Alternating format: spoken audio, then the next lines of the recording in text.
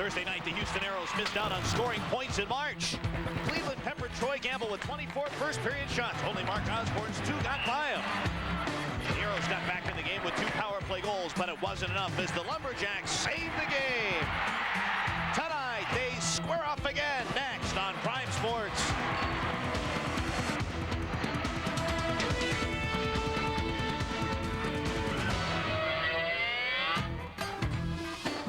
From the Summit in Houston, Texas, Prime Sports and the Houston Aeros present International Hockey League action. Tonight, the Aeros take on the Cleveland Lumberjacks. A very pleasant good evening, everybody, and welcome to the Summit. I'm Adam Gordon. The Aeros beginning their first of 3 games in as many nights. And Mike Greenley, we could talk a lot about that, but let's talk about some milestones tonight as the season kind of winds down and a couple of Aeros could reach game played plateau, and that would be Kelly Hurd and Carl Valamont. Both these guys started their careers or played a bit of their career in the American Hockey League, but a majority of their minor pro career in the minors in the IHL. Kelly Hurd, of course, with Fort Wayne, and Carl Valamont with the Milwaukee Admirals. And none of those guys really started with the Aeros this year either. San Francisco had Kelly Hurd and Cincinnati had Carl Valamont. But there's another milestone in store for a Houston Aero if he can score a couple of assists, and that's Mark Lamb. Well, he played well the other night against Cleveland. He should get, if he plays consistently the way he has, his 400th pro career assist. And I tell you what, he's been the most consistent Aero. I look for him to do that tonight. The Lumberjacks boast a bevy of overage talent, if you will, guys that have a lot of experience. But Mark Osborne can show he continually can put that puck in the net. Well, when you talk about experience and a veteran player, Mark Osborne's the guy. A veteran of 14 NHL seasons and over 1,000 NHL games. This guy's a go-to guy. He had 2 goals against the Aeros last game. Is that all? 1,000 games? That's amazing. And that'll take us to our Oshman's game plan, and it's brought to you by Oshman Supersports USA. Well, last game, the problem number 1 was discipline with the Aeros. They have to stay out of that box. They have to worry about their penalty kill because it's second to last in the IHL. Second, support the goaltending. Troy Gamble, primarily, who's played against Cleveland most of this year, has had to face over 40 shots a game against Cleveland, and finally finished. The Aeros got to put that puck in the net. All right, when we return, we'll take it to the Prime Sports Clubhouse. We'll be right back. Houston Aeros hockey on Prime Sports is being brought to you by Southwest Airlines. Fly Southwest, the low-fare airline. By your participating Texas Chrysler, Plymouth, Dodge, and Jeep and Eagle dealers. By Columbia HCA Healthcare Corporation, a new commitment to healthcare. Together. By Texaco Clean System 3 gasolines. Add more life to your car. Take it to the star. By High-Low Auto Supply. For the lowest prices every day, what you need is high-low. And by the Gatorade Company. If you're living life to the fullest, you're gonna get thirsty. That's why you need Gatorade Thirst Quencher. Life's a sport. Drink it up.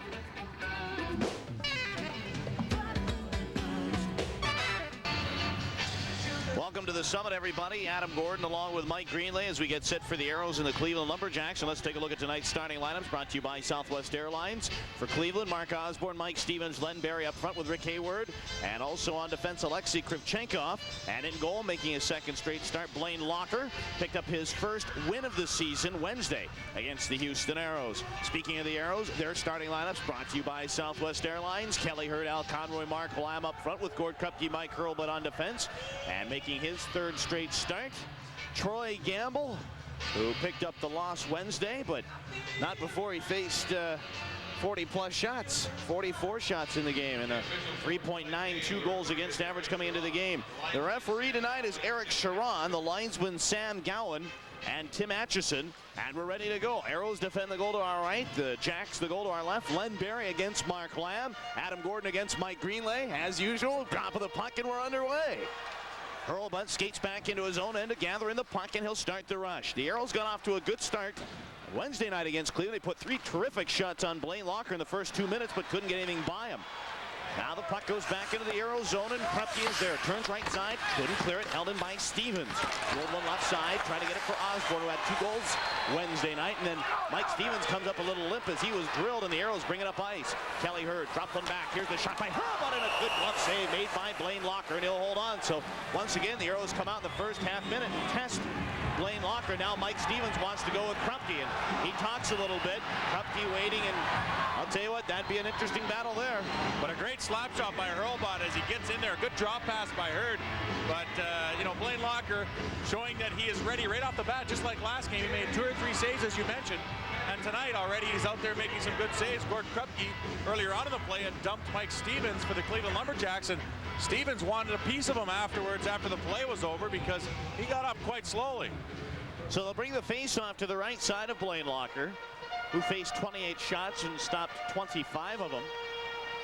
And the Aeros will bring out a line of mark for Sylvain Turgeon and Mike Yeo. So Dave Tippett juggling the lines here. He's going to put Mike Yeo up with this line. And that'll put Mike Maurice with the Slivchenko-Basketov line. But don't be surprised if that gets juggled, if Slivchenko and or Basketov don't get going tonight. Puck is in the Cleveland zone. Bassigio in there. Free air kicked one along the boards from Collender, but play whistled down. As the puck was frozen, the face-off will remain in the Cleveland end. Well, you know, you talked about Basketov, and I tell you what, he had a power play goal 2 games ago in Detroit. But you know, after the first 2 games, we thought we'd see a real barrage of goals and points by him, and he's kept it up relatively well. But last game, was held pointless. Turgeon backhands one down low. Collender worked it away. Turgeon trying to move it along the boards. It was kicked down at center, and the Jacks regroup. It's Rusty Fitzgerald. Sends a puck over to the far side for Bill Armstrong. It was poked away by Yeo, and out to play it is Jock Collender. Slides one along the near board through Fitzgerald and back into the Aero end, and Carl Valamont will go back to play it. No icing. Valamont in his 500th career IHL game tonight. Kelly Hurd in his 300th tonight. And the puck is shot ahead, and the Aeros have got it. Jakes missed through with a pass. Turn around by Bassigio, and Jacques Collender brings it across the line. Looking for Fitzgerald. He centered one. It got by Fitzgerald, and then he went crashing into the Aero net. And play will be halted with 1.5 gone by in the first period, and a scoreless hockey game. Well, you got that line out there right now of Jock Collender, Mikhailuk. And I tell you what, they work so well. Jock Collender's a smart player. He'll just throw this right towards the net. He's not trying to score, but I tell you what, streaking for the net is another Cleveland Lumberjack player. And I tell you, that's what creates goals right there, is when you get the puck towards the net. And it may be Fitzgerald, Rusty Fitzgerald, who's no slouch, tipping the puck in the net. Could have tipped that puck in, but Steve Jakes held him off the puck. And you know, we talked about Jock Collender and how experienced of a player he is. That's where he gets all his points, is for things like he does right there. The leading scorer for this Lumberjack Hockey Club with 81 points. As the puck is back into the Aero end and shot out at center. Back to play it is Drake Berehowski. He'll be forechecked by Maurice, but gives the puck to Victor Gervais. Trying to move it out of there. Maurice out there with Igor Basketov and Vadim Slivchenko. Donnelly hustles back to play. He's forechecked by Jeff Christian. Pops the puck up. Christian fighting for it. Here come the Lumberjacks. Gervais shoots, and he shot one just wide of the net. Now picked up by Berehowski. The Lumberjacks turning. Dominic Pittis trying to shake a check off. Rolled one to the left side. In there was Stefan Bergqvist.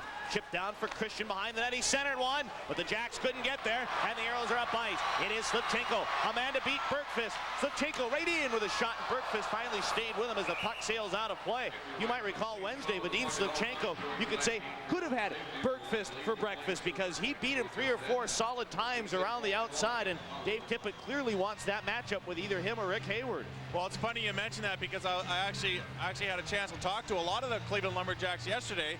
And it's funny, they mentioned Slivchenko the whole time. They're saying, wow, does that guy have speed? And I said, yeah, that's right. He has gear 4, gear 5, and then he'll surprise you with gear number 6.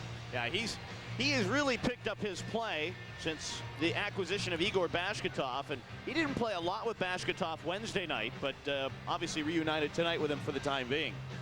Face off in the circle to the left side of Blaine Locker. Off the draw, Rick Hayward smoked it out at center.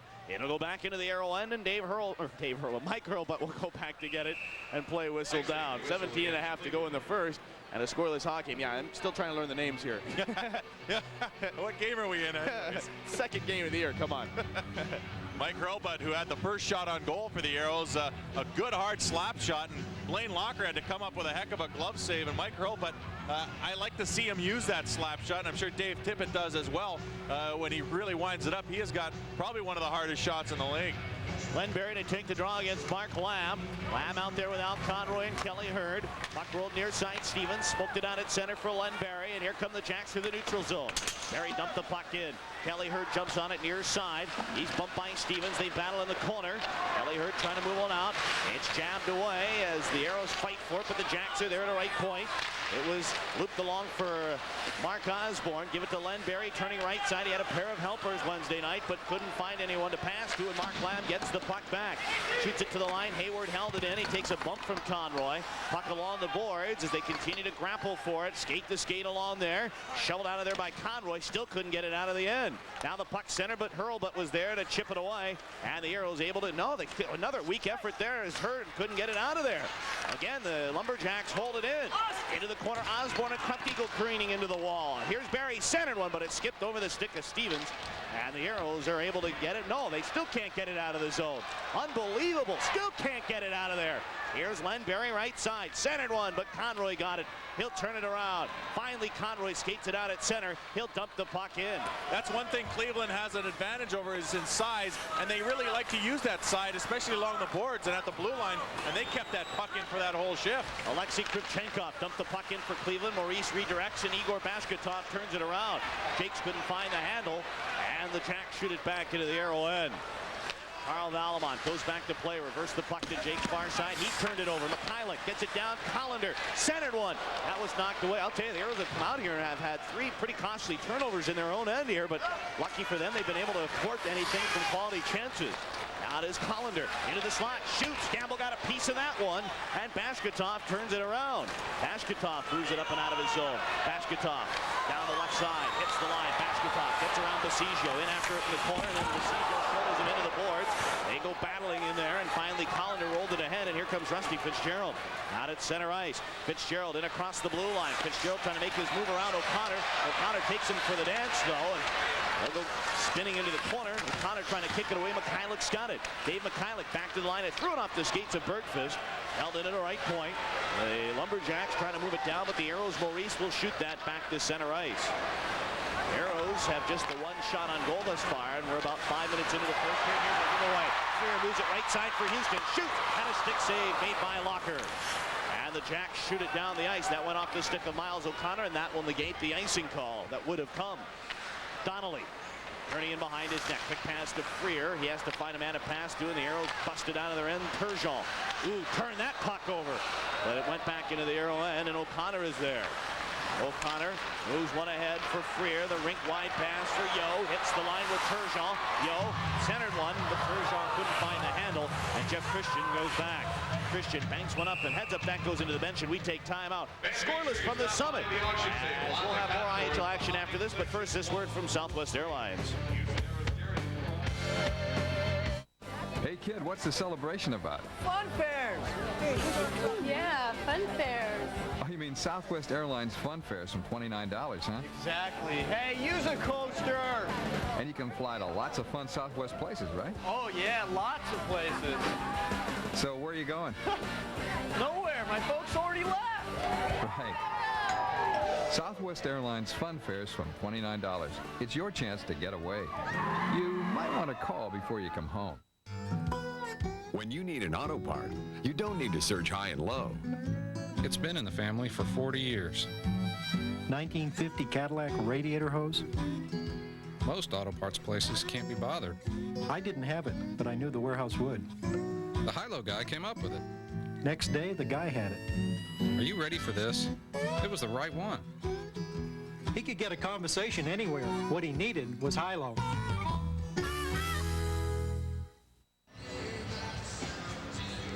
Scoreless from the Summit. Adam Gordon, Mike Greenlay, and Rick Patterson, the head coach of the Cleveland Lumberjacks, being the head coach of a team that's the farm club of the Pittsburgh Penguins. He's no stranger to the NHL. Well, yeah, true. He played his entire career with the Chicago Blackhawks, and that was a 10-year career, and now he's in his 3rd season as Cleveland Lumberjacks head coach. Off the draw, the Lumberjacks have it. They say that the Lumberjacks have yet to put a shot on Troy Gamble, so that one that I thought Gamble got a piece of, he didn't. Now the puck turned away by Krupke, shot back into the Cleveland zone, and the Jacks regroup. Berehowski right side, moves one out at center. Give it to Dominic Pittis. He had Freer on his case. Turned around by Houston, and Yo will move it up ice. Yo, the pass. Turgeon flying down the right side, trying to get around Bergqvist. Spins away, looks for the pass. Right in, shoots! That was deflected away. It never made it to Blaine Locker. Into the corner, they go after it. Freer spun around. Krupke trying to hold it in. He's manhandled by Christian.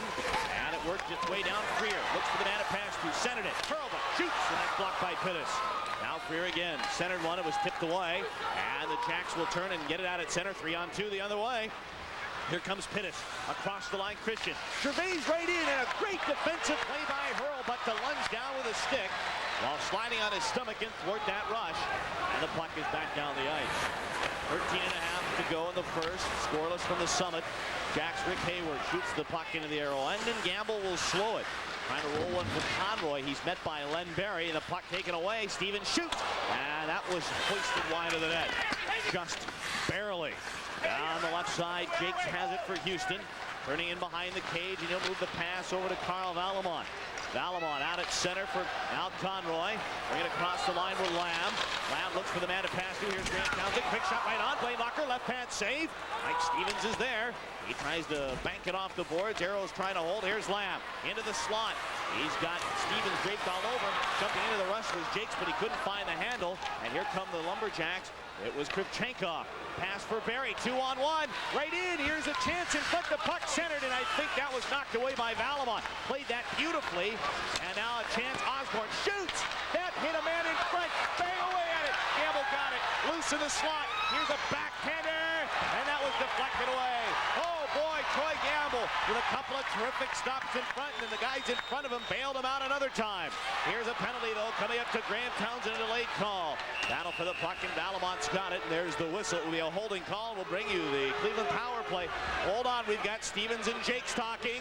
Stevens and Jakes discussing matters. You might remember Jakes got kicked out of the game Wednesday for instigating a fight with Stevens, and there's some unfinished business there, but right now I think the cooler heads will prevail. Scoreless from the Summit. We'll be back after this.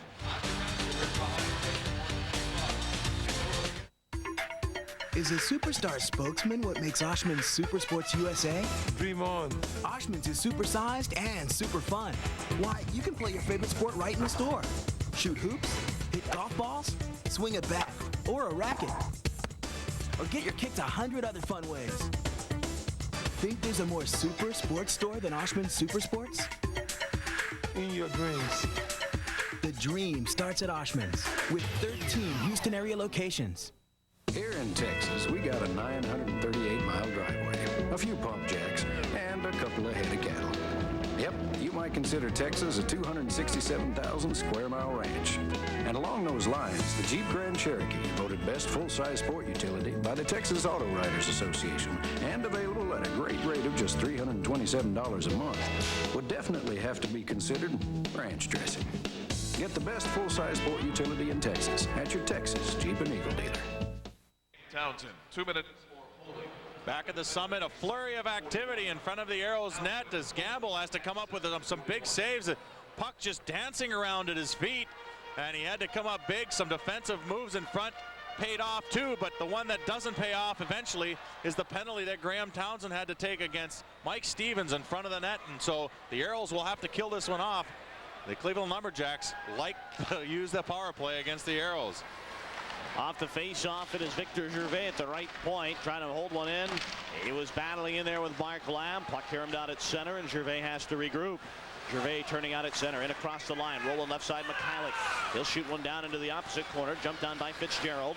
Fitzgerald to the right side, getting set on the power play, which is down to 1:40. Mikhailiuk, base of the right circle. Back to the line for Fitzgerald. Tipped it back. Top of the slot, Gervais rolled it right back. Fitzgerald, a cross-size pass, a bad one. Intercepted by Conroy. Speeding right wing, right in, wide, shoots. Right on, and Locker the save. And then, Mark Lamb came sniffing in there. But the puck is rolled away. I'm not so sure that didn't hurt Locker. Now the puck came down into the far side, but the Aeros are back. And Miles O'Connor will clear it the length of the ice. You know, you talk about wasting a shot sometimes, and I'm not so sure that Al Conroy didn't just try and tee one up and put one off Locker's shoulder, as he did. Yeah, he looks a little shaken up on that. Gervais Works it out to Drake Barahowski, right side, cranked it into the Aeros zone. Along the left side, Barry knocked it down. Krupke battling there, and he batted it out at center. And here comes Freer flying right side, but that was hit with a high stick from Krupke, and that'll bring the faceoff back into the Houston zone with 55 seconds left in the Graham Townsend minor, and 11:14 to go in the first, scoreless. I'm sure Dave Tippett went over a few things with the Aeros, especially on that penalty kill.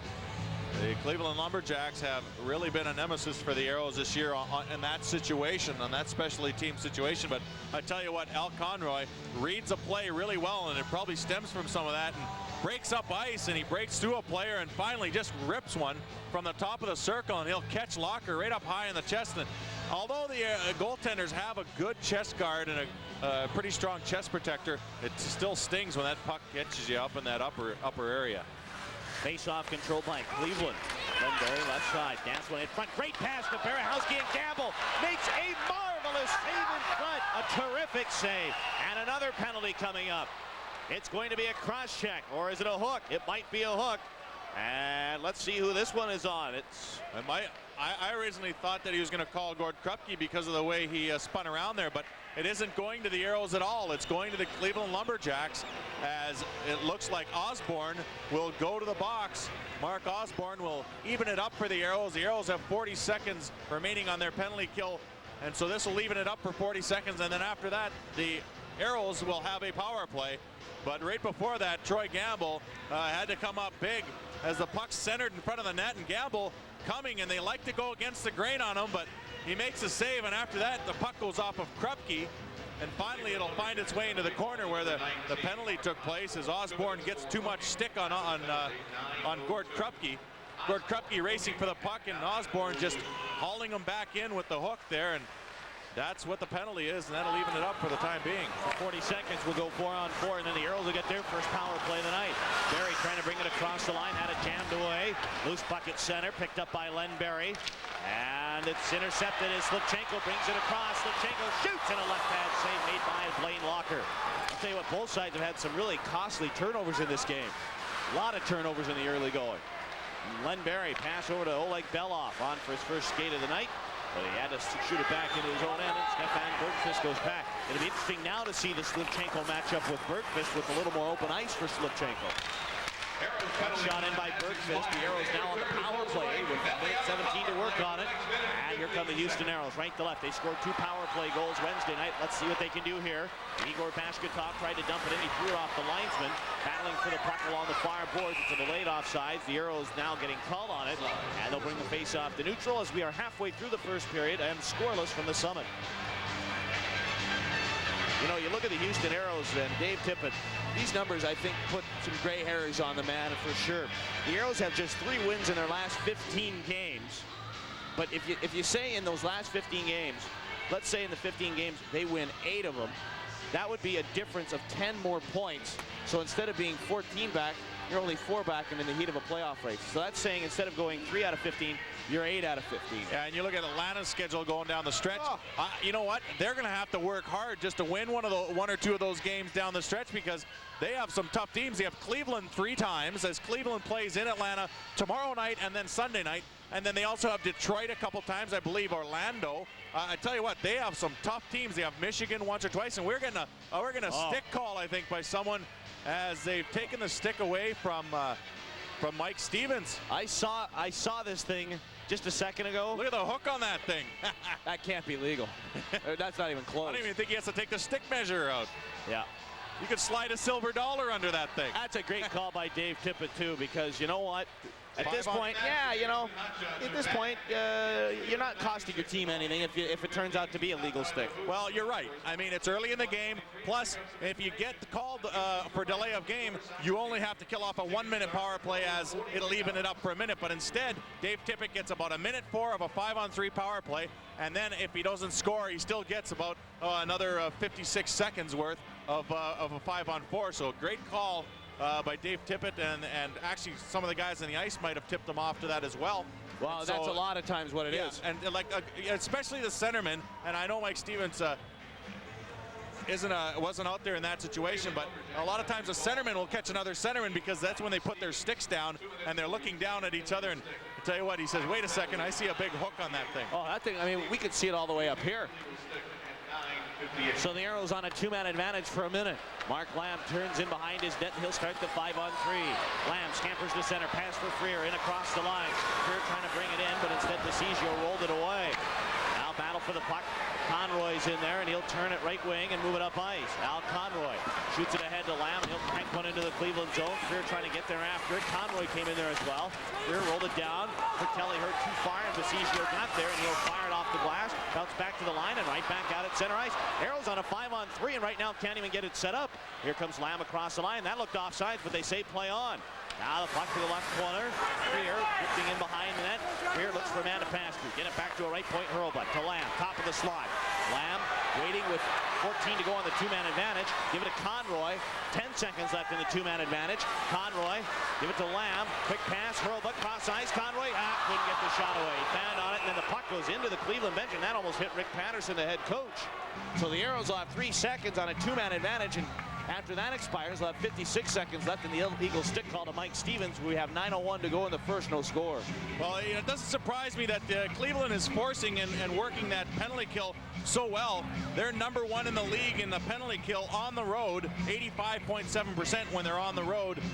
And but I tell you what, the Aeros, no slouches themselves lately. Their power play, which overall is at 14th in the league, and 16% as of late. In their last 17 games, they're 19 of 88. And if our math is correct, that's 21.6%. So the Aeros putting the puck in the net on the power play. But I tell you what, when you're up against a tough penalty kill like Cleveland Lumberjacks, it kind of even things out. Off the draw here. Good shot by Hurl, but boy, did he drill that one just wide. Now it's a 5-on-4 for Houston as the puck shot the length of the ice. Campbell comes out of the net to slow, and here comes Mark Lamb. Watched by the forecheck of Mark Osborne. Aeros bring it out of their end. Lamb out at center.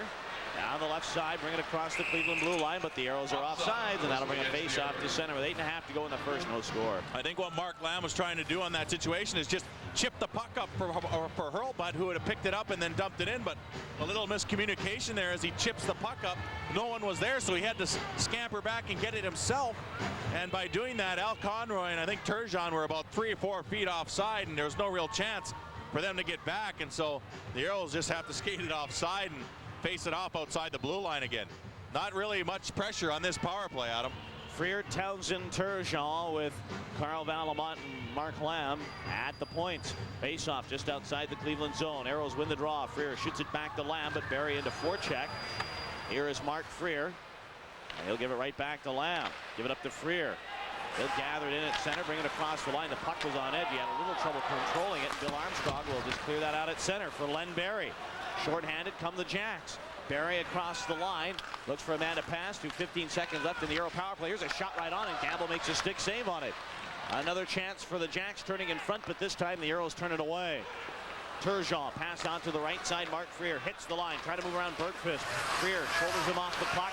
In there is Turgeon. Center. Townsend shoots, and he fired that just wide as the penalty is over. Teams at 5 aside. Valamont creams it along the boards, but Mark Osborne is there to shoot it down the ice. Miles O'Connor skates over to get it. He's forechecked by Stevens. And the Aeros are back. O'Connor. He'll give it to Graham Townsend. Pass up for Turgeon. Sylvain Turgeon across the line. Dropped it for Townsend. Trying to move around Jeff Christian. He tried to center it. Threw it off the skates of Christian. Stevens is there. And he'll move it up the ice. 7.5 to go in the first. No score. Mike Stevens. Give it over to Len Barry. Shoots it deep into the Aero zone. Krivchenkov wanted to go after it, but the Aeros are there, and Gord Donnelly will take it away. Donnelly's pass through center, and it'll go into the Cleveland zone. Basketov hauled down, trying to get after that puck by Rick Hayward, but Dominic Pittis is there to spin it around. And here comes Krivchenkov. Loops one out at center for Jeff Christian. Across the line was Gervais. Gervais moves in, trying to get around Donnelly. Shoots, Gamble, save, rebound. And it's picked up by the Jacks back out at center. All of a sudden, it looked like Gord Donnelly got surprised by Victor Gervais' burst of speed.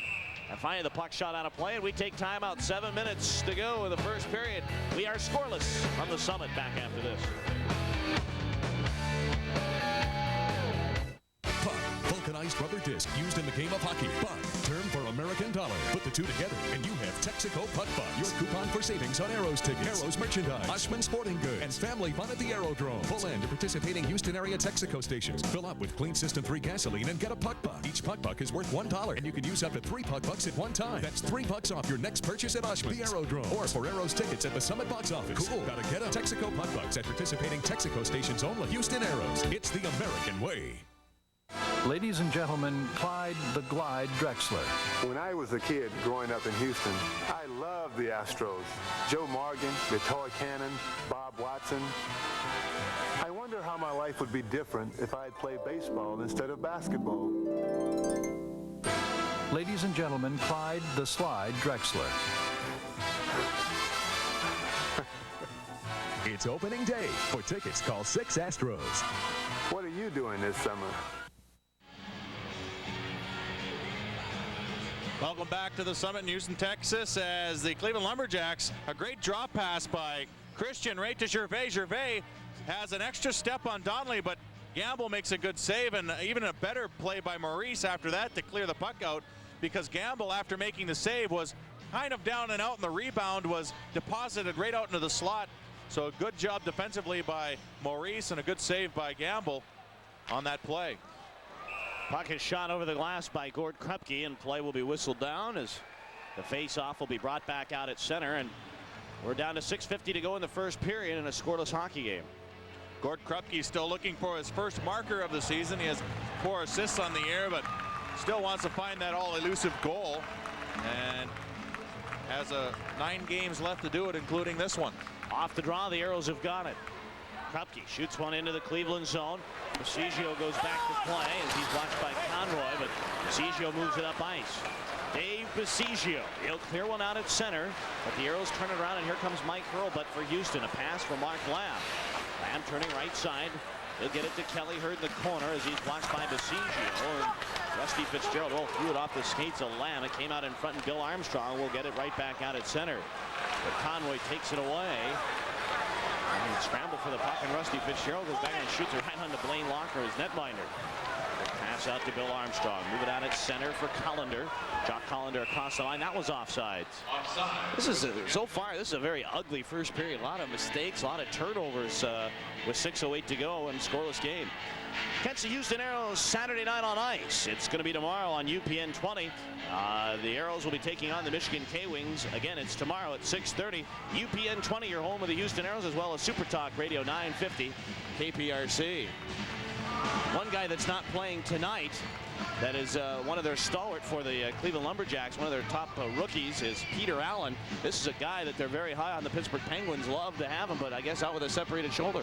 Yeah, he separated his shoulder actually against Detroit, and that's unfortunate. You talk about a lot of the plays being mixed up and everything. Well, this guy is one of the guys that does it offensively for the Cleveland Lumberjacks, and unfortunately, yesterday they lost another one of their top defensemen in Corey Foster. He got called up to the Pittsburgh Penguins, and it looks like it could be for the remainder of the year, so they're actually getting stripped of players, it looks like, and that's unfortunate for the Cleveland Lumberjacks, because they're making a race for it right now. And they're already without Brad Lauer, who's with Pittsburgh, and Dave McElwain, who's been recalled by the Ottawa Senators.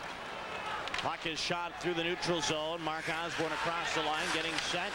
Chipped one back for Len Barry, trying to cut in. Barry shoots one in there, and there's Gamble to make the save and hold on. And now Jakes and Osborne getting in there. And the linesman get in there. Then Mike Stevens wants to come over and voice his displeasure. And I'm going to go way out on a limb here and say that Jakes and Stevens will dance once more tonight. Well, it was a very physical game last game, and unfortunately for the Aeros, Steve Jakes got tossed earlier in the game, and it was for instigation fighting minor, or penalty, I should say. It's a minor penalty, and then the fighting to add tacked onto it. But so the Aeros lost Steve Jakes for the remainder of the night, and that was in the first period. So that didn't help their cause any. So I'm sure Steve Jakes will be watching that and Mike Stevens a lot closer tonight and make sure he drops his gloves at the same time. So it'll be coincidental. Face off to the right side of Troy Campbell. Off the face off, Aeros have it. Carl Valamont turning in behind the net. He'll clear it out at center. Drake Barahowski is there to turn it around. Looked it ahead for Len Barry. Lets the shot go. It was wide of the net. In there, Kelly Hurd can't throw it. It was run into by Barahowski. Barahowski going at it right now with Kelly Hurd. You might recall Barahowski went last night with Donnelly, and now Stevens in there. Conroy comes in. Jakes is in there, and here we go again. I think this is going to be the tone here tonight. Well, like I said, it was tough last game, and I don't think the Aeros are going to back down 1 inch, and I don't think the Cleveland Lumberjacks will as well. And that's why they have those kind of guys in the lineup to take care of things like that. And that's one thing the Aeros are going to have to watch, as we talked about tonight, is the discipline. It's all right to get in a ruckus like that. You prefer not to, but if you do, make sure that if you go off the ice, you're taking another player with you, because if you go off alone, then it just takes your team's momentum away, and it also gives the Cleveland Lumberjacks a good power play opportunity. Face-off between Len Berry and Mark Lamb. Berry wins the draw. Worked it back to Barahowski. Trying to move one down along the boards. Kellyhurd knocked it away. And here come the Houston Aeros. Mark Lamb, the pass ahead for Kellyhurd. Give it Conroy right in. It was in his skates, but it was the only pass Kellyhurd had. It was a nice try, but it's all he had, and the puck will be cleared by the Lumberjacks and right back into the Aero end. Balamont turning at his own end. Quick pass off the stick of Conroy, and the Lumberjacks turn it around. Stevens pulls up. Looks for a man to pass to, and then he threw it off skates. Barrett in the corner with Jakes. That's knocked away. And Al Conroy will turn with 4.5 to go in the first, and no score. Mark Osborne trying to move it ahead. Osborne gave it to Len Berry, trying to get it around Miles O'Connor. And he'll shovel it into the Aero end. Campbell comes out. Quick pass to Miles O'Connor. Roll one along the board. Mark Lamb, can he get it out of there? No. Second effort for Steve Jakes. He'll wind it to the line. Not out. Held in by Christian. He'll send one down for Mike Stevens. Stevens, right side, centered one. That got down, and Jakes is there. And he'll finally carom it down the ice. Icing will be the call as Kovchenkov goes back. And the faceoff will come back into the Aero end when we return. 4:03 to go in the first period. It's the Aeros nothing, the Cleveland Lumberjacks nothing. This is the IHL. What makes News 2 Houston worth watching? Our commitment. Rob Johnson, News 2 Houston. A commitment to stories that really have an impact on your family every day. No complaint is too small. A commitment to local news that's not afraid to be different and that's not afraid to go the extra mile to give you the kind of stories you can't wait to talk about at work the next day. It's not locked. Lock it. It's being aggressive, innovative, and cutting edge. It's a new generation of news. That's our commitment. Okay, what's the matter this time? You don't like the script? Did the caterer forget to put out your jelly beans again? Then what is it? Oh, you're upset because the dog has a bigger dressing room than you do. Dog will only work the double. Play Lucky Dog, the lottery's newest scratch game. Scratch on, Texas. Cut. Face off in the circle to the right side of Troy Gamble. And a scoreless hockey game with Dominic Pittis, Victor Gervais, Jeff Christian, defensively Dave Bassigio, and Bill Armstrong. Remember that name, Bill Armstrong. We've got a neat little feature we're going to show you in the first intermission that involves him. In fact, him and his namesake as a shot comes wide. Because we're going to show you that goal, that spectacular goal that everybody's talking about that was scored by Bill Armstrong of Detroit. No relation, but the exact same name. Aeros turn the puck around. It is Igor Bashkatov in his own end, and he'll move it out at center. Goes into Cleveland zone. A puck that was centered, and it was tipped away by Blaine Locker. Now Donnelly pinching right side. Centered one. That was chipped away by Locker. And it's picked up by Jackson. Shot up and out at center, and that'll halt. Actually, real quickly, just to explain, Bill Armstrong of Detroit, he's Bill H. His middle name is Bill H. And this Bill Armstrong right here is Bill C. And C can stand for a lot of things. It might mean, I don't know, carom, like his fist last night, or Wednesday night. Boy, he had a really good bout Wednesday night with Miles O'Connor. Big boy, 6'4", 200 plus, 220. Face off top of the near circle. A lot of little jousting away from the puck tonight. Well, that's what you hate to see, is a lot of the little away from the whistle things, and also after the whistle. I'd like to see it during the play. 3:29 to go in the first. Puck in the Cleveland end. Dax fighting for it. It came down into the corner for Bassigio. Rolled one far side. Bill Armstrong chased it down. He's got Kovchenkov taking to the boards. And they battle for it some more. Massigio poked it to the line. O'Connor held it in. Second effort finally pushed out, but now we're going to have a penalty. And now O'Connor getting into it with Gervais. Well, Eric Sharon, our referee. I don't know. Now Donnelly getting into it with Armstrong. They're going to go. And look at Donnelly take his jersey off. I have never, ever seen this before. And then Armstrong got him with a right hand and took him down, but Donnelly came back with a left. In all my years of hockey, I've never seen a hockey player take off his jersey. Last time I saw that, it was in the movie Slapshot, and then Donnelly gives him an extra shot. How about this? We've gone from family entertainment to PG-13 in a matter of a day. Well, I'll tell you what, by taking your jersey off, you don't give the other player anything to hang on to because he can't grab skin. By taking his jersey off, he doesn't give Bill Armstrong anything to grab. And you know who also does that in that situation is well, you look, O'Connor gets in there, and this is that's Donnelly, right?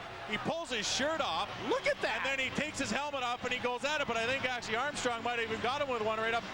No, actually he kind of missed. But I tell you what, they didn't get a lot of fighting action in as they got in there real tight right away. But you know what happened is you get that shirt off and there's nothing to hang on to. You know who doesn't really have a lot of stuff hanging onto his jersey or onto his shoulder pads is Bob Probert, who of course is known for his prowess in the fighting department. And his jersey and his shoulder pads, a player will start punching at him, and none of that will be hooked up on him. So a player will pull the jersey and everything right off, and then Probert will beat the snot out of him because they have nothing to hold on to. Well, Donnelly beats him to the punch there as he just pulls everything off and says, all right, you want to crack at me. So I don't know. It's going to be interesting to see. I think Donnelly might be gone for the game. Yeah, I don't know. I tell you what, if Jakes' was an instigation the other game, this is an instigation here.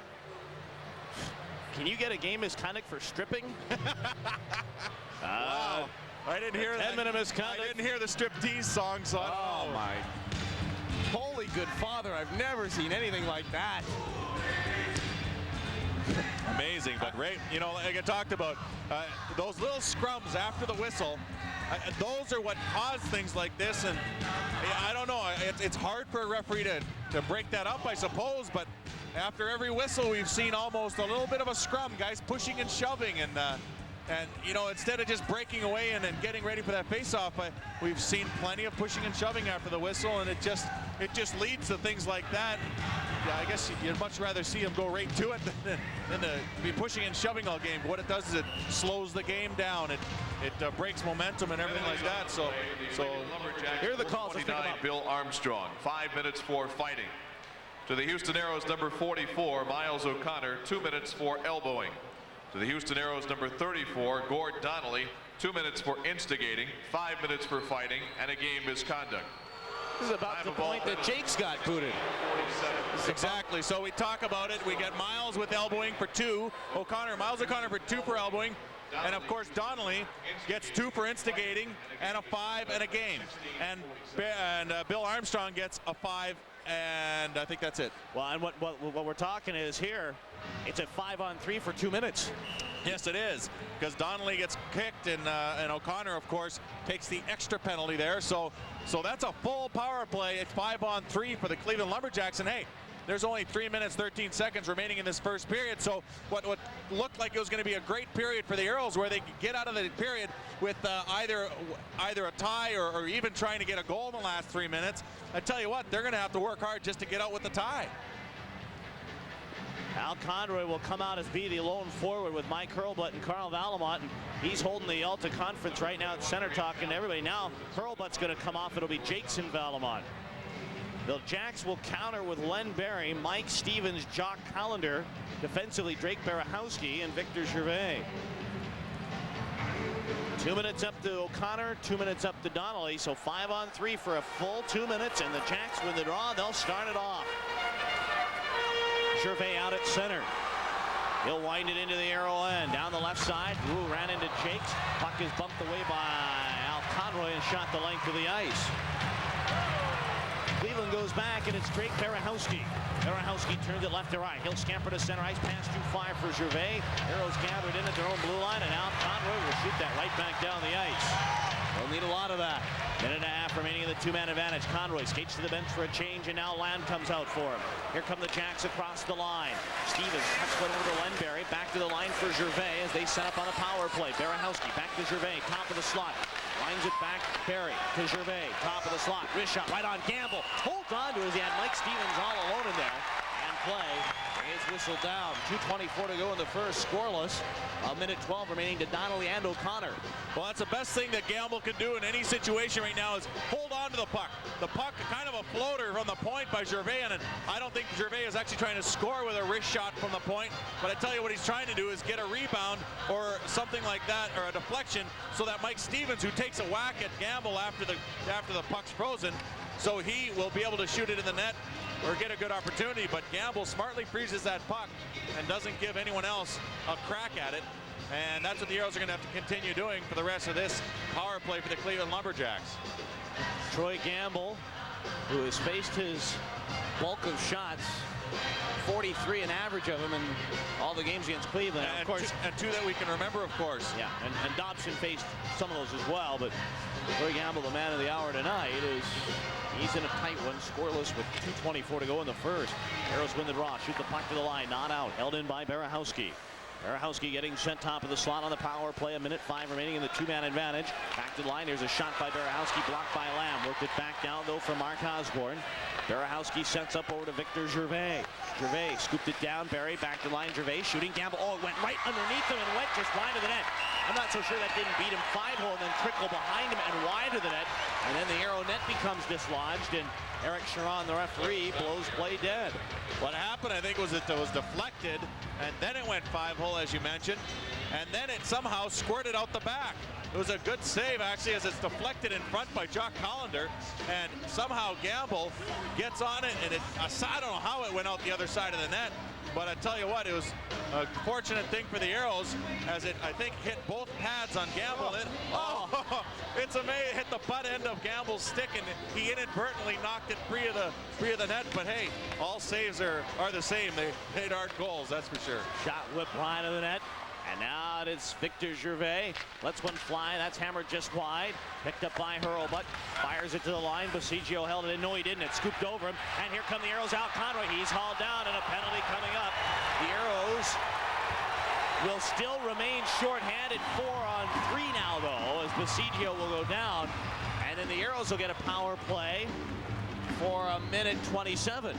Well, it's a smart play by Al Conroy, because Al Conroy's killing the penalty, and if he chips a puck past a defenseman, he knows that if he keeps chugging those legs, then a defenseman in that situation, in this situation it was Basigio, has to drag him down because he'll have a pretty clear break. But a good job by Conroy, who chips the puck at the point, and eventually he'll just keep going with it, and he'll get tripped up there by Basigio, as finally Basigio sees that Gervais is back on the other side and is able to cover up Conroy. By then it's too late. Conroy goes down on the ice. Jacks have the puck in center. They're on the power play still for another 25 seconds. Berehowski goes back into his own end. They're 4-on-3 now. Berehowski out at center, pass for Lenberry across the line. Dropped it back, Gervais. Quick pass to Berehowski, getting set on the power play. Berehowski to Gervais. Gets it back to the line. Berehowski, shot deflected by Osborne. Picked up by Barry. Back to the line, Gervais. Cuts one down for Barry. Getting set on the man advantage. Gervais faked the shot. Now the Aeros on the power play. Berehowski gets in, shoots, and it was smoked just wide of the net. Townsend getting in there to try and fire that away, and the Aeros poking out. They've got a 2-on-2.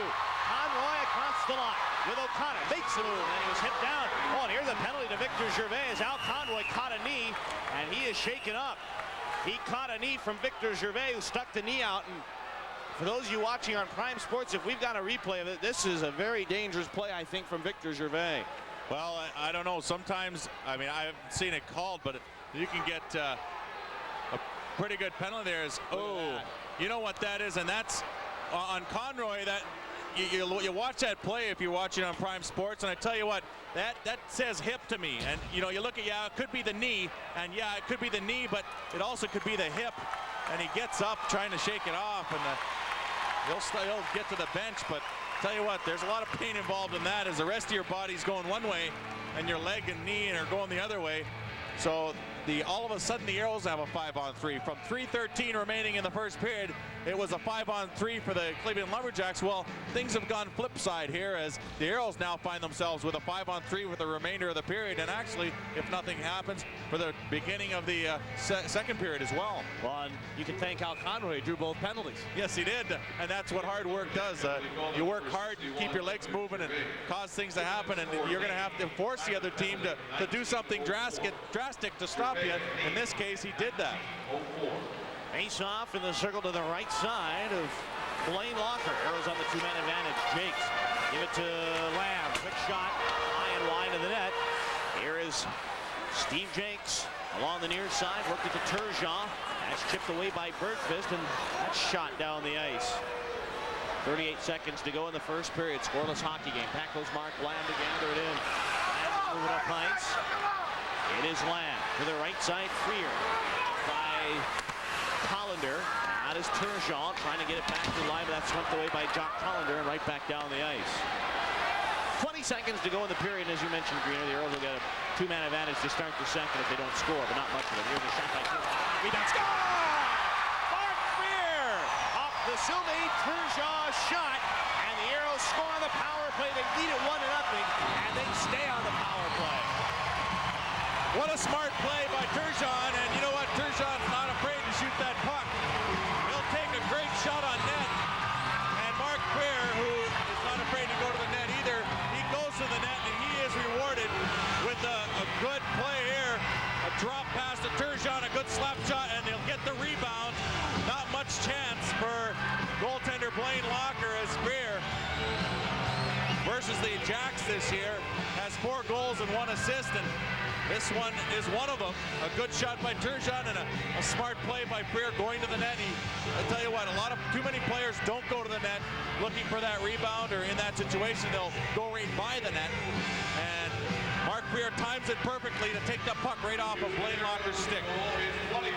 Off the draw, the Aeros have it again, and here comes Slavchenko. It's worked ahead, the Aeros are offside, and the faceoff will come back at center with 3 seconds to go in the period.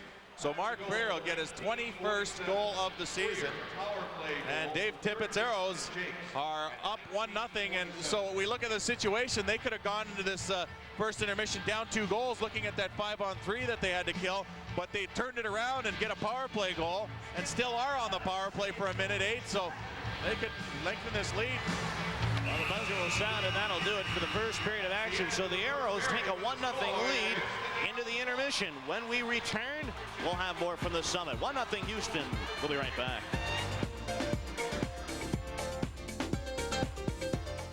Back at the Summit, the Aeros lead it by a score of 1-0, and a special presentation going down on the ice. And let's throw it down to the PA announcer, Tom Franklin. One and only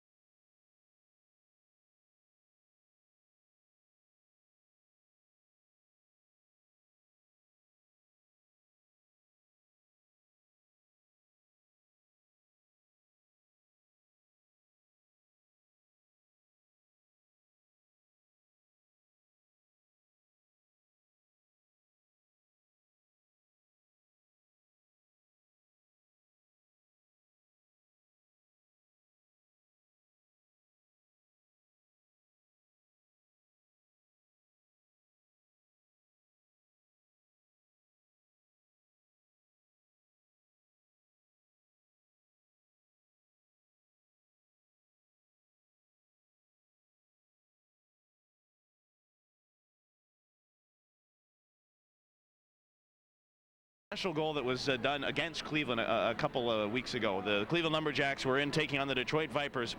And we want you to watch this on the screen for those of you on Prime Sports. Watch this goal.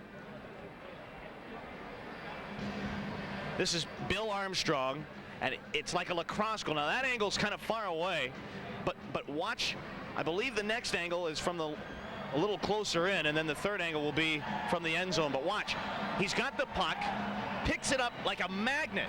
Now watch this. Tucks it in. Right up underneath the crossbar. And now, wait, we got one more angle for you to watch here. This is the low angle look from behind the net. Watch how he picks up the puck. Gathers it in. You know what, and I watch a lot of the Aero players. I watch a lot of players try and practice this. It's not that easy. Look at that. Whack right into the net.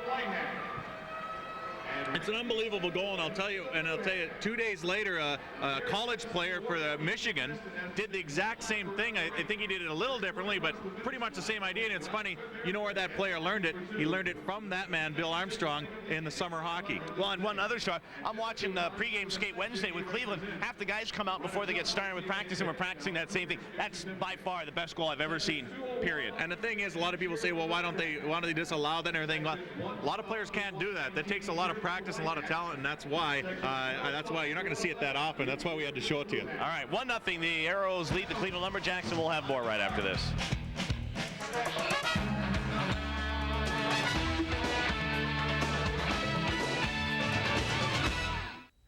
After 20 minutes of hockey, the Aeros doing what they need to do right now. They lead the Cleveland Lumberjacks 1-0. Kevin Eschenfelder with you here in the clubhouse. Quick check on what's happening tonight in the IHL. We start on the scoreboard where Cincinnati is going at it tonight. And Cincinnati leading the Moose right now 1-0. Cyclones on top in the second period. Fort Wayne Comets and Detroit right now tied at 2 apiece. That one in the second period as well. The Palace of Auburn Hills. Indianapolis Ice on top of the Michigan K-Wings 1-0 at the end of 20 minutes of play. Utah Grizzlies and Chicago scoreless right now in the first. NBA tonight, San Antonio Spurs looking for a franchise record 16th straight win tonight. They're on top of Dallas by 3 at halftime. David Robinson 21, Popeye Jones with 17. Orlando taking on Toronto. Last time these two teams met on December 17th, the Raptors won the game. Tonight, it ain't going to happen that way. Although Oliver Miller with a nice dish and the nice throwdown by Carlos Rogers. Carlos liked it. Penny Hardaway, spin, dumps it inside to Brian Shaw. Shaw throws it down. And then Brian Shaw one more time to Shaq. I would say look out below. Yeah, they said look out below. 106-69 the count right now in the fourth period. Shaq Daddy with 24 points. Damon Stoudemire with 15. And Atlanta leading the Lakers right now 57-50. Mookie and Christian 14 points apiece. Eldon Campbell with 11. Aeros on top right now. The Cleveland Lumberjacks 1-0. We take a break. We go back to the Summit in just a moment.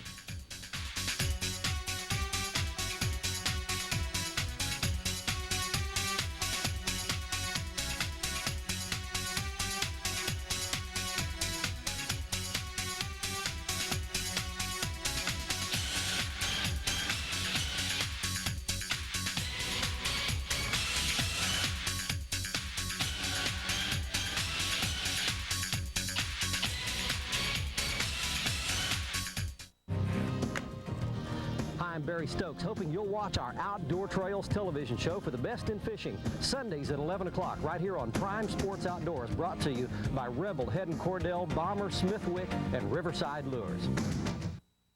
For cars that can benefit from higher octane, Frank, we're late. Texaco Clean System 3 Power Plus and Power Premium are formulated to clean your engine's intake valves, fuel injectors, and combustion chambers while you're driving. For smooth starts and sure acceleration, just give us 5 tanks, and we think you'll see a difference. A word of advice, though. Maybe you'd better leave the windows rolled up.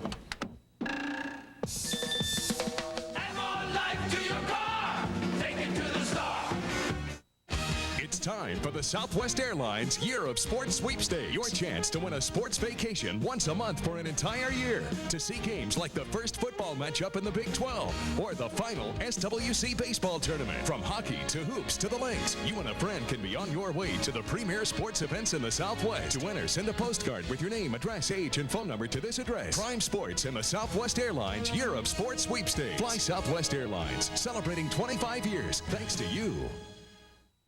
People want variety, so corporates come up with the burger of the month. We take our own burger and put it in a pretty little box.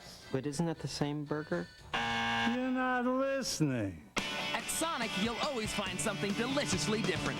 Like our chicken sandwich, your choice of breaded or grilled. Right now with fries, it's at a special low price. So break away from the ordinary and drive into something different. Sonic, driving for a change.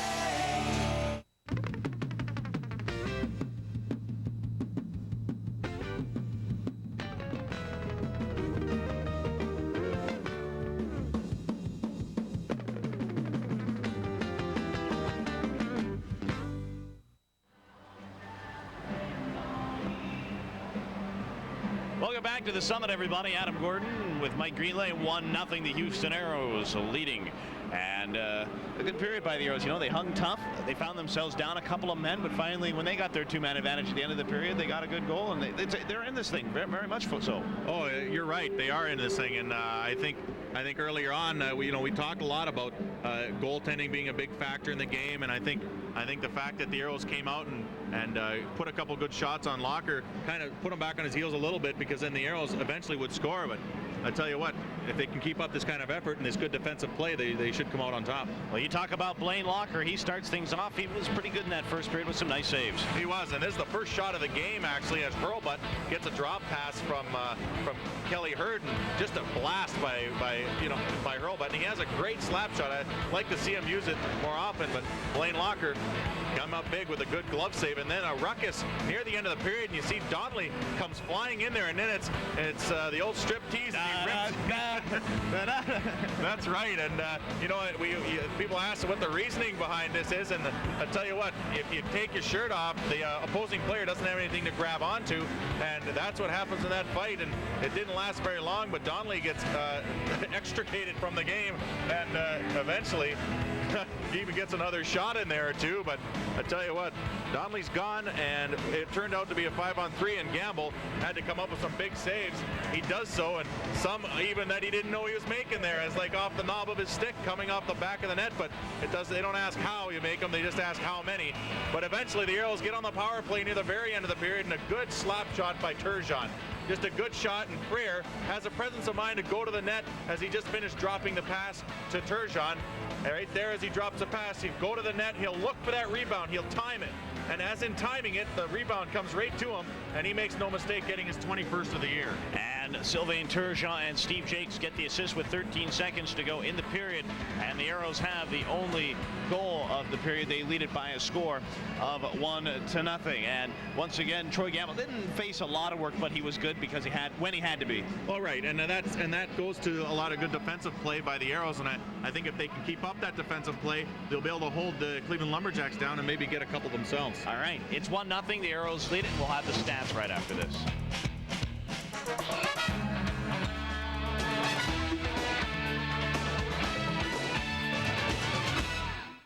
Archer has set its sights on blowing the competition away. Archer's prices are right on target. 96 Mazda 626s, $199 a month. 96 rugged Jeep Grand Cherokee Laredos, $299 a month. Chrysler minivan, $16,888. 96 Dodge Ram pickups, just $13,999. We're blowing the competition away, so set your sights on Archer Mazda, Archer Dodge, Archer Chrysler Plymouth Jeep Eagle. At Archer, we aim to please. Does your old computer reject today's new technology? Through Saturday, make no payments and pay no interest for 1 year on Acer and Apple computers with monitors at Best Buy. Does your home theater look like this? Now through Saturday, make no payments and pay no interest for 1 year on all audio and video at Best Buy.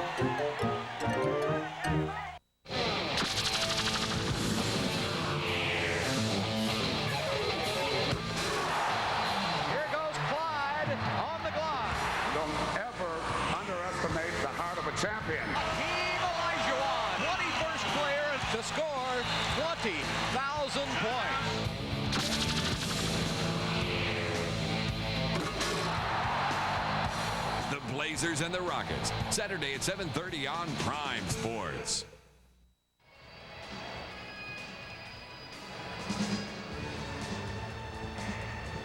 Welcome back to the Summit. Just about ready to start the second period of action. The Aeros leading by a score of 1-0. Let's take a look at the first period stats. They're brought to you by your local Texas Chrysler Plymouth dealer.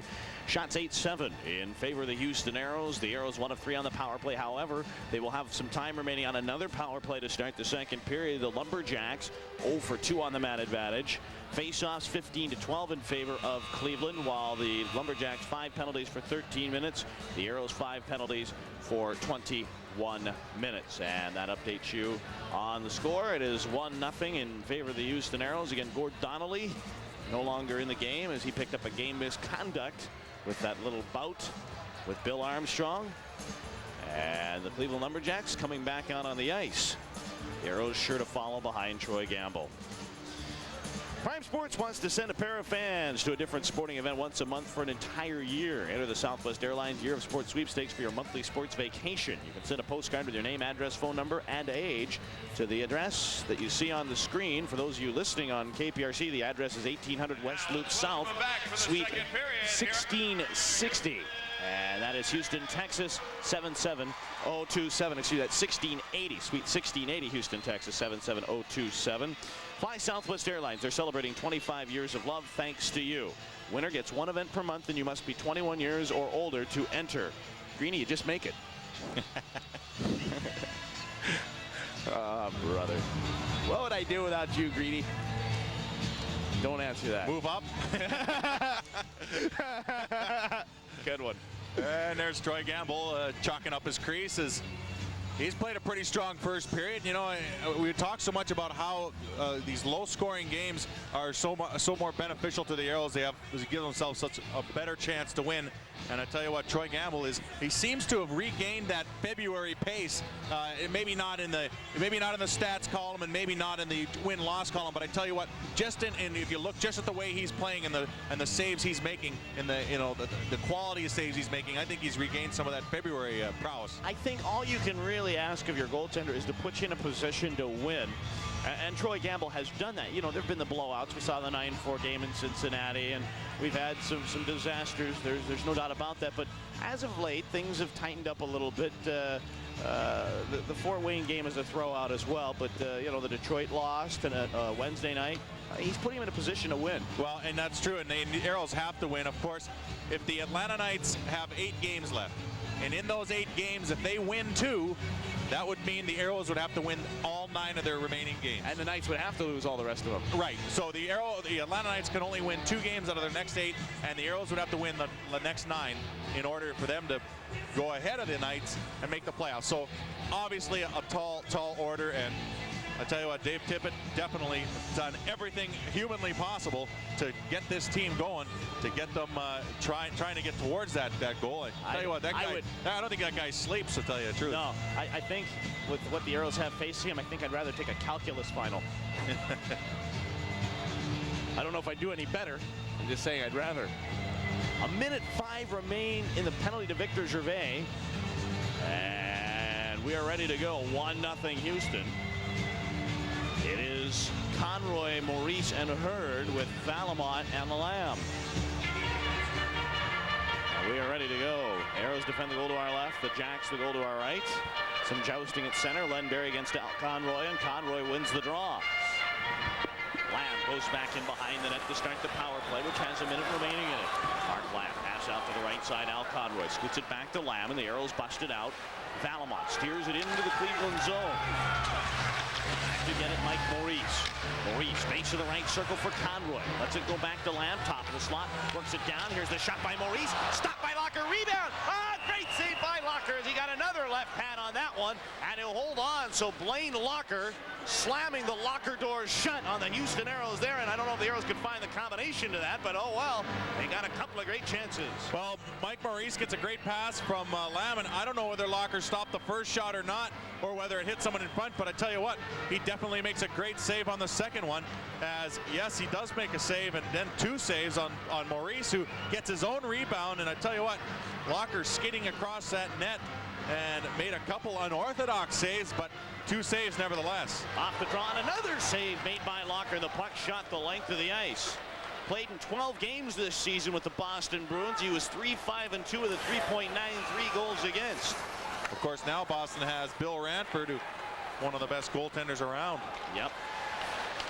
I'm glad to see him back. You remember he started his career in Boston. Here's a puck out at center ice, and then Jacks bring it across. Jeff Christian center and just going wide is the penalty. Running down on Gervais, and here come the Aeros 3-on-2 if they can hurry.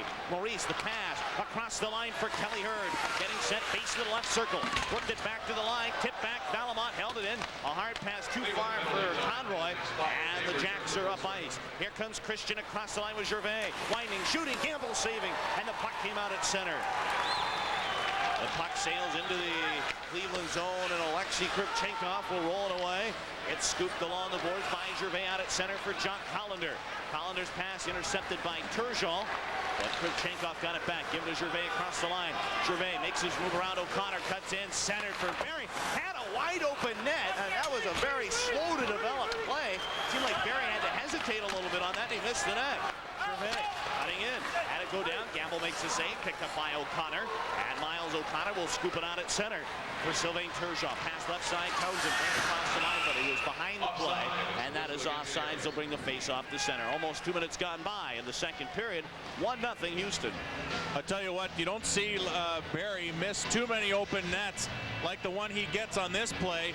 I tell you what, Gervais centers it nicely and puts it right in between the 2 defensemen, and Barry just misses the net. I don't think it was in his skates. He actually had it right in his wheelhouse. I'd like to look at it again. Look like it might have been inside a little bit.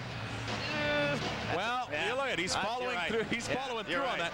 Actually, I think you know what I think he did is he gave Gamble, which he should, a little too much respect, because Gamble has been coming across and making saves like that as of late. So he said, I'm going to put it right inside the post. That way not to give Gamble a chance. Well, he missed the whole net. Now Bassigio brings it across the line, and that is offside. With the face-off, we'll come back to center.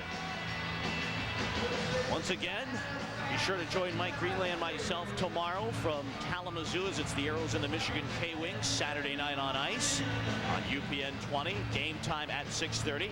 You can catch all the action on UPN 20 and, of course, Super Talk Radio 950 KPRC. The Aeros have had a lot of success in Kalamazoo. In fact, if you multiply your body weight times 0, Greener, that's the number of wins that Michigan has against the Aeros in Kalamazoo. Look at him carry the 1. As the puck goes down the ice, you're still carrying the 1. I don't know. When I multiply my body weight by 0, I still get something. Yeah, you're right. Here's the puck picked up by Len Barry. Moving in, wait, deep, shoot, missed the net again. Puck was knocked away. Barry made a nice move, and he's turned away by Miles O'Connor. Up and out at center. O'Connor right side, racing in, dumped the puck in. Out of the net, Blaine Locker. He'll reverse it along the boards, and Bill Armstrong is there, but held in by Slivchenko. Worked it down. Freer tried to center it for Turgeon, but it's kicked over to the near side, and Barry will shuffle out at center. Len Barry hits the line. Barry getting set, looks for a man to pass to, worked it down. Great shot. Boy, that was smacked just wide. Another drive and a left pass. Made by Gamble, and the Aeros are up ice. Here comes Slivchenko. Slivchenko, line, shoots. That's deflected by Bassigio, and the puck will roll away. Len Barry to the line, not out. Krupke shoots. That's wide. Rebound is popped away, and the Jacks will move it out. No, it's held in by Krupke. Second effort, still in there. Krupke held it in. Barry wanted a line change, but that would have been a cardinal sin coming for a line change with a puck in your own end. Bashkatov in behind the net. Give it to Krupke. Base of the right circle. Worked it down. Slivchenko. That's tipped away by Bassigio. Bassigio in his own end, trying to get it out of the end, and it's out at neutral ice. Or Krupke turning it center. Give it over to Mike Hurlbut. In across the line. Hurlbut trying to move around. Give it back to Locker's a rebound. Here's this shot. Oh, what a save by Blaine Locker. He robbed Slivchenko with a spectacular glove save, and he will hold on. It's 1-0 Houston. We'll be right back. But first, this word from Southwest Airlines. Flying to Las Vegas for business?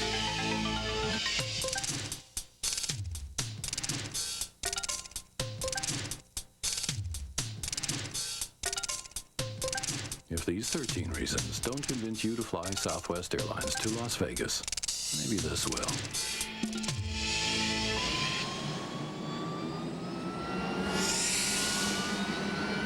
Fly Southwest, the low-fare airline. The Grass Terminator is here. The Grass Terminator uses a unique multi-edged line with as many as 12 different cutting edges. And watch, even if the outer edges get worn away, the inner edges take over and keep on cutting. Your trimmer line actually sharpens as you use it. The Grass Terminator comes with a retractable recessed head that protects the line and keeps it from breaking. Available at finer home improvement centers and retailers worldwide. Back at the Summit, the Aeros lead it 1-0 as Basketov gets a great shot on goal. He'll blast it up high, and Locker right to his feet again, and that allows him to get across the net and make this great glove save on Vadim Slivchenko. Slivchenko again all over the ice for the Aeros, but Blaine Locker again making a great save. That's his 12th tonight. Face off in the circle to the right side of Blaine Locker. Much more solid tonight, I feel, than he was Wednesday. Played okay, I thought, Wednesday, but didn't have to really play that amazing Wednesday, but no. Tonight he's really made some key saves. Very key. Puck is out at center ice, and it's picked up by Mikhailuk. Mikhailuk pulls up in a left circle, getting set center one. That's chipped right on to Campbell. He made a good save. Rusty Fitzgerald was in there, and he was trying to sneak one by Troy Gamble, and Troy was up to the task. I tell you what, that's a tough save to make, because at the last second the puck accelerates because it's chipped, and I tell you what, it went right towards his 5-hole. He squeezed the pads and covers up. Not an easy save, and Gamble definitely sharp tonight as he squeezed the pillows and jumps on the rebound. Fitzgerald, a second-round draft pick by the Pittsburgh Penguins back in 1991, and he got a good shot away. That hurt Gamble. Another shot that, as you say, hurts Gamble, and here is Kelly Hurt. Big drive, and that is cranked wide of the net. Picked up by Al Conroy. Rolls one over to the right side for Jinks. He'll bring one out at center. Hurd tipped it into the Cleveland zone. Bergfist after it, but there's Mark Lamb, gathered it in. Back to the line. Valamont rolls it down for Hurd. Trying to move it along. Berahowski is there, and we've got a whistle, and what do we got? Oh, net came off. That net's come off a few times tonight. Got the loose pegs in there today. 15:41 to go in the second period, and the Aeros up by a score of 1-0. I tell you what, you know, we talk so much about guys like Mikhailuk and Callender and Osborne. And tell you what, Mikhailuk right now is tied for season league in goals with Scotty Gruel. But the funny thing is you think, well, Scotty Gruel isn't playing anymore. Well, I tell you what, you never know, because I think he's on the roster, the playoff roster for Fort Wayne again. And so he'll have a chance maybe to contend Mikhailuk, but right now he isn't. He isn't playing, but I tell you what, Mikhailuk is playing well. He's got a lot of goals in this league. Well, 33 years of age. You're tending to get a few goals, eh? Yeah. Goes down the ice, and here is Miles O'Connor, but it's tipped away by Gervais. He is just drilled by Yo. Puck goes into the corner, and Yo gathers it in, and he'll turn away. Gervais looking to Eric Sharon for a penalty, and it's not going to happen. Puck out at center, right side. Slivchenko turns one into the Cleveland end, and back to play is Dave DeCigio. DeCigio moves it up ice as he scampers through the neutral zone. Right side, dump the puck in, and roll behind Troy Gamble. Takes a low, punched by O'Connor, and then O'Connor went down to the ice. Right side, Basketov, threw it off skates. Picked up by Gervais, cutting in, he centered one, that's chipped away, and Gamble comes out and leaves it for Igor Basketov. Pass out at center, and Slivchenko's got a breakaway. Can he get there? No!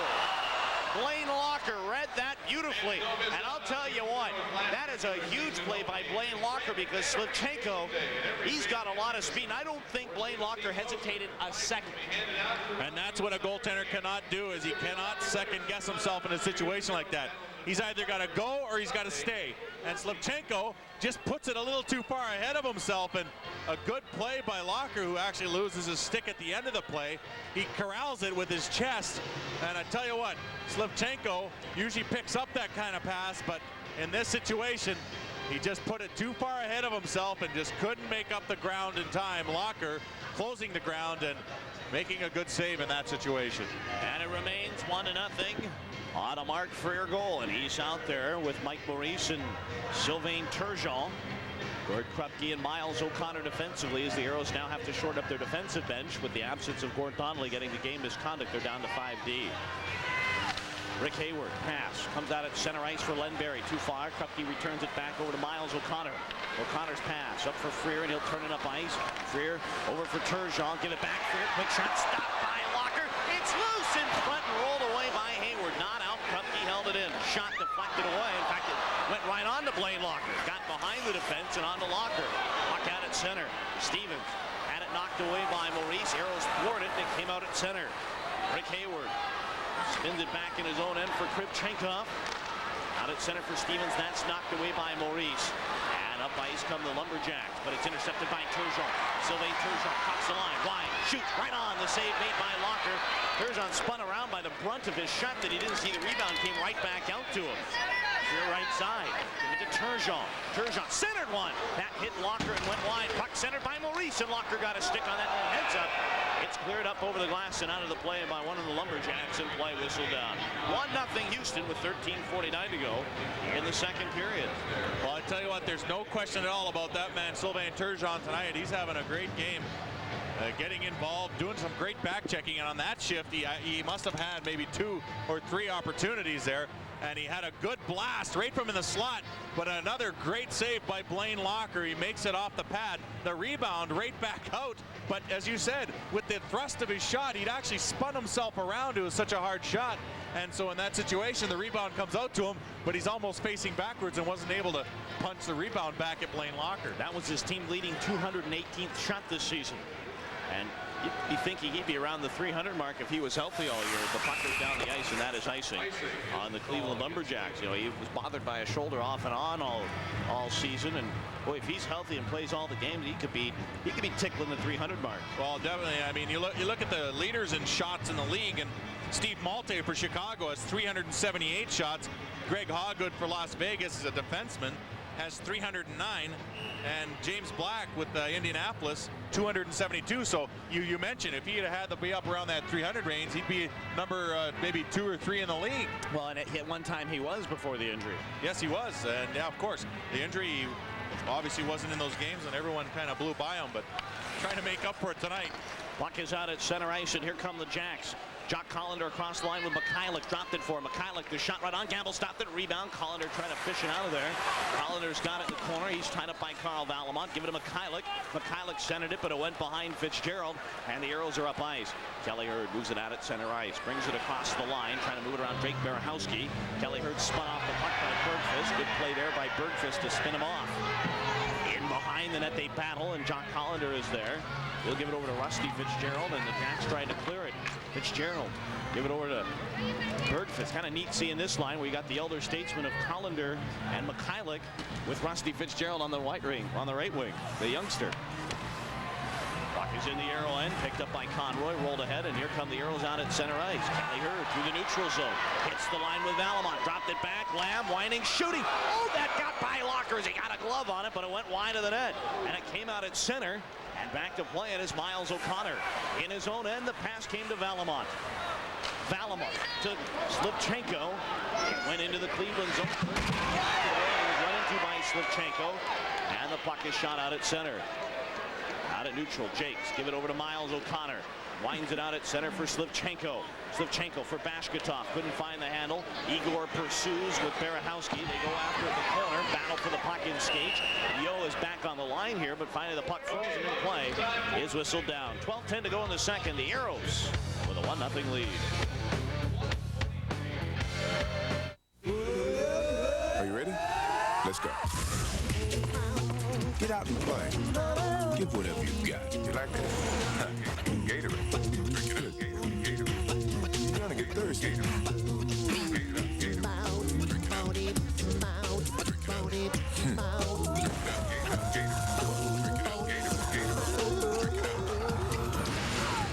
Gatorade. Life is a sport. Tough day.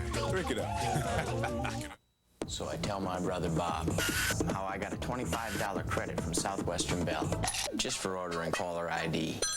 So Bob orders caller ID and gets $25 of his own. Where is he?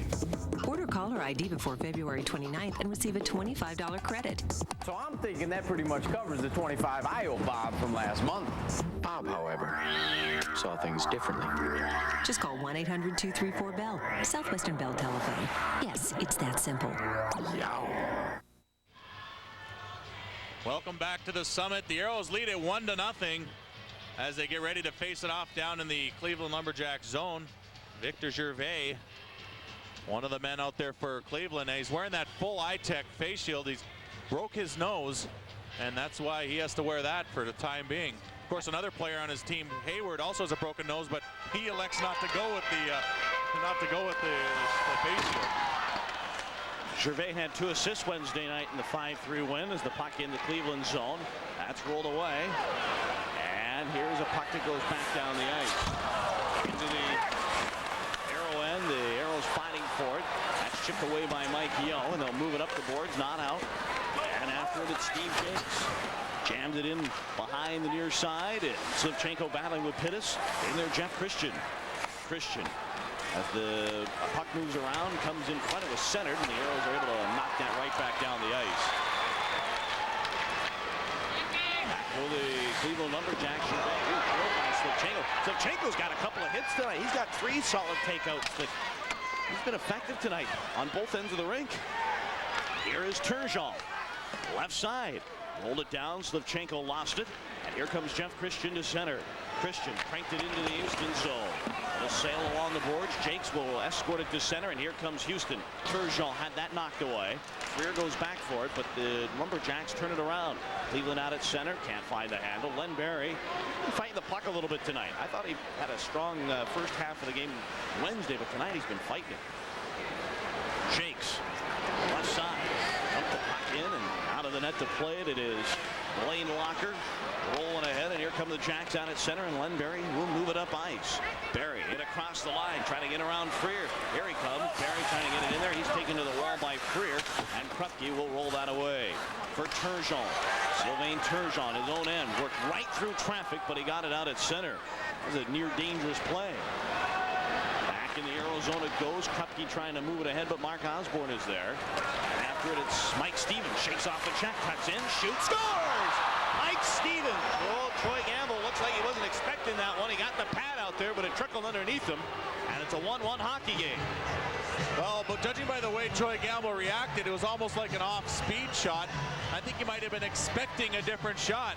And, you know, originally when you look at Mike Stevens, you might think he's just a fighter because he leads the league, he leads the team in penalty minutes, but he's second in scoring as he deposits that one into the net. And he gets his 27th goal of the season, just picks it up, goes for the nice move around the defense, and just slides one home. And you're right, I mean, Gamble, I think, reacted like he wasn't expecting a soft shot underneath the pad, more like he was expecting something a little harder, but nevertheless, it's a tie hockey game. And Mikhailuk will come out at center, bring it across the line. He cleared it out at center. Bergqvist goes back, and it's John Collender for Mikhailuk. He takes a bump from Krupke, and the Aeros bring it up. Mark Lamb, nice pass for Conroy.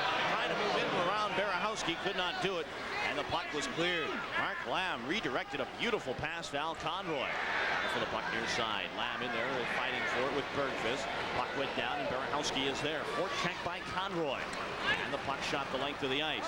Icing indicated as the Aeros hustle back, and Hurlbut is there. He will touch up, and icing is the call with 9:33 to go in the second period. They're tied at 1. Well, right now the game is opened up a little bit, and now they're starting to push and shove a little bit. As it looked like Berehowski said something to Lamb, and Lamb gave him a shot in the back with his stick, and they're having a little bit of a talk in there. And you know what? It's funny, you know. I mean, I should have knocked on wood or something, but I was just about to say, you know, this game has really gotten away from the chippy stuff that we saw in the first period. It's really starting to look like a real good back and forth hockey game. And no sooner do I say that the guys get back into another scrum. Hey, while we got a second here, I want to say hello to somebody. Todd Sharrock, the Aeros media relations guy, feeling a little under the weather and couldn't make it in, so he's I'm sure at home enjoying the game. And yeah, I'm used to having him stand back there over my shoulder saying things to me. So it's kind of sad not to have him here tonight. It's a whole new meaning to Shiraki hockey. Yes, it is. So we hope that Todd Schrock is feeling better. And I guess we'll see him when we get back from our road trip. Yeah, that's 9 days from now. Yeah. I've never, ever been gone that long. I've never been on I think I've been gone longer than that, which is scary. Really? I think I can remember maybe 10, 11, 12-day road trips. And I tell you what, you're so glad to get home from those. It's not even funny. Face off in the circle to the left side of Blaine Locker. Here's strikes a shot in the right pad save made by a Locker. And the puck goes out of play. Blaine Locker has come in the second period. The Aeros have tested him very solidly in this second period. He's been up to the task. Yeah, he has come up big, and you know, we talked previously about the Cleveland Lumberjacks getting some goaltending, and Blaine Locker is providing that. As you know, he deflects it up into the stands. A very smart play, and he did that on purpose to get his team a whistle in that situation, get them able to regroup. Off the face-off, here come the Lumberjacks. Gervais across the line. It's a 3-on-2. Christian cutting in there, and Conroy gets back. Here's a centering pass knocked away. I'll tell you what, the guy that makes the play there is Al Conroy. Well, Steve Jakes originally fell on the play, and that's what turned it into a 3-on-1. But normally you want to see the left winger as the guy back. It's Al Conroy that was out there doing a great job, even though he's the center on this line. Puck goes in. The Aeros will turn it around. O'Connor threw it off the skates of Jeff Christian. It's centered, and Jake's got over there to knock it away. Dominic Pitt is battling with Jakes right now. Here's a shot that goes wide of the net, and it's poked away by Al Conroy, and that'll go right down the ice. What a shift Al Conroy's having here. Back to the play, and it's Kurchenko. Little check by Yo. Swings the line not out. That's held in. After Kurchenkov again, he'll shoot it along the boards, and Mike Stevens trying to clear it, cannot. There's Lenberry to smoke it out at center, and here comes Stevens. He's got the Cleveland goal coming in. He was thwarted off the rush, and the Aeros have had it. Hurled up to the Vashkatov. And then right off there, referee Eric Sharon, but here come the Aeros. Slivchenko across the line. Trying to move around Osborne. Right in. Stuffed one, but it went through the crease. And it's turned around by Stevens. Osborne. Get it ahead to Barry. That's knocked away. Stevens needs a line change in a bad way. Gives it to Slivchenko a little bit along the boards. Puck picked up by Stevens. Brings it across the line. The cross-ice pass. Too far. And here come the Houston Aeros left to right. Slivchenko and across the line. Slivchenko trying to move in around Berehowski. Great position behind the net, and down he goes. The Lumberjacks try to move it out of the zone. Drake Berehowski winding it up and out of his zone. Meanders at center and dumped it into Aero territory. Pull out of the net. With 7:23 to go in the second period. Game tied at 1. O'Connor to make that Maurice. Shoots it into the Cleveland zone. Fitzgerald overskis Cleveland. Picked up by Jock Hollander. He trying to clear it out of the zone. He will. Bank it off the boards. It's out at center ice. Aeros back in their own end. It's Miles O'Connor that flings it ahead, but right back to the Cleveland zone. That's Stefan Bergqvist. From Mikhailuk. He's got a man breaking in. It's Fitzgerald centered. The shot went wide. Fitzgerald didn't get a good one away. Back to the line. Berehowski. Wrist shot is blocked. It bounces out at center. And here comes Graham Townsend. He overskated the puck. Townsend turning. Gives to Freer. Rating on goal. Shoots. Stopped by Locker. And a slash coming up to the Cleveland Lumberjacks. And we'll bring you the Aero power play when we return. 6:44 to go in the second period. Not tied at 1. Here's your wake-up call, nature lover.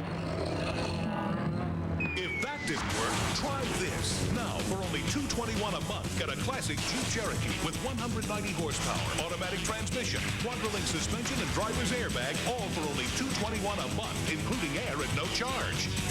Now, if that didn't wake you up, try this. Get the best full-size sport utility in Texas at your Texas Jeep and Eagle dealer. One thing we've learned, you've told us over and over again, don't waste my time. Bill Biessa, News 2 Houston. Your life is more hectic. You only have so much time to watch news. That's why we've stepped up the pace, cut down the chit-chat. Focus focusing on local news with more stories, with more impact.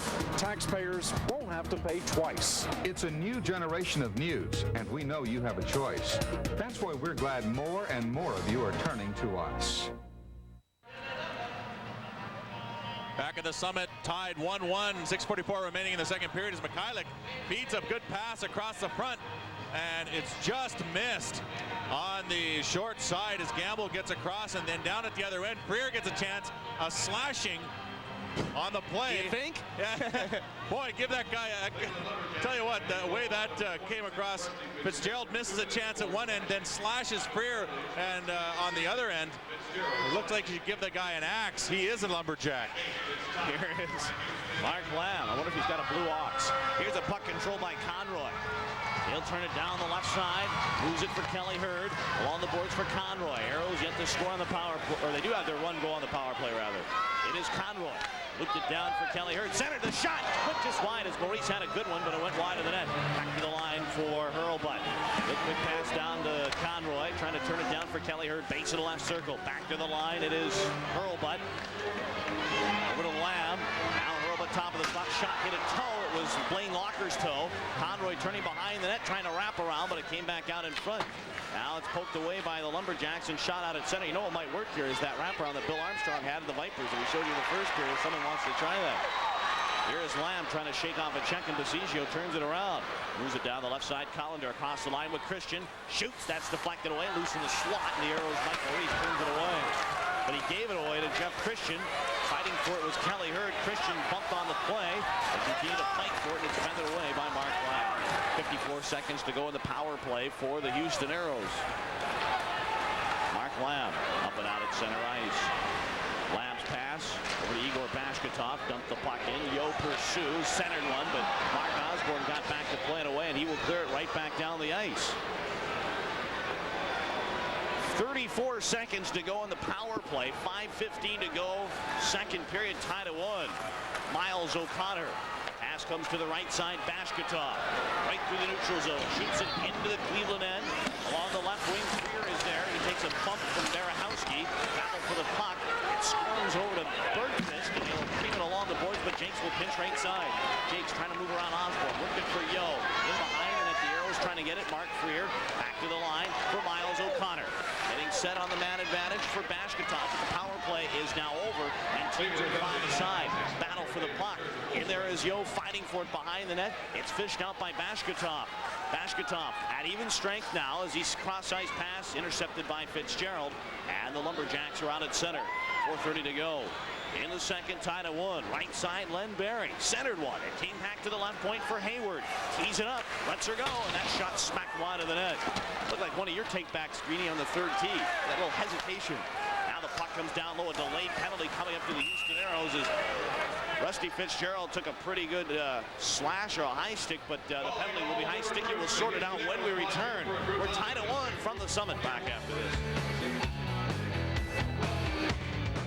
Puck, vulcanized rubber disc used in the game of hockey. Puck, term for American dollar. Put the two together and you have Texaco Puck Bucks. Your coupon for savings on Aeros tickets, Aeros merchandise, Osborne Sporting Goods, and family fun at the Aerodrome. Pull in to participating Houston area Texaco stations. Fill up with Clean System 3 gasoline and get a Puck Buck. Each Puck Buck is worth $1, and you can use up to 3 Puck Bucks at one time. That's $3 off your next purchase at Osborne, the Aerodrome, or for Aeros tickets at the Summit box office. Cool. Gotta get a Texaco Puck Bucks at participating Texaco stations only. Houston Aeros. It's the American way.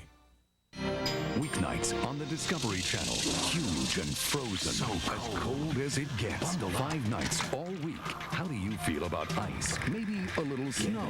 Every weeknight all week. What's to do? What's to see? Up close and real cold. Amazing and raw. Bundle up. Survival in the big freeze on Wild Discovery. Every weeknight, always at 8 Eastern, 7 Central, only on the Discovery Channel. Explore your world. Welcome back to the Summit. The Aeros will take a penalty, a slashing call, and it'll be against Rusty Fitzgerald. I tell you what, Rusty Fitzgerald had slashed Freer earlier on. And look at Jakes in front there as he gets Fitzgerald right across the wrist.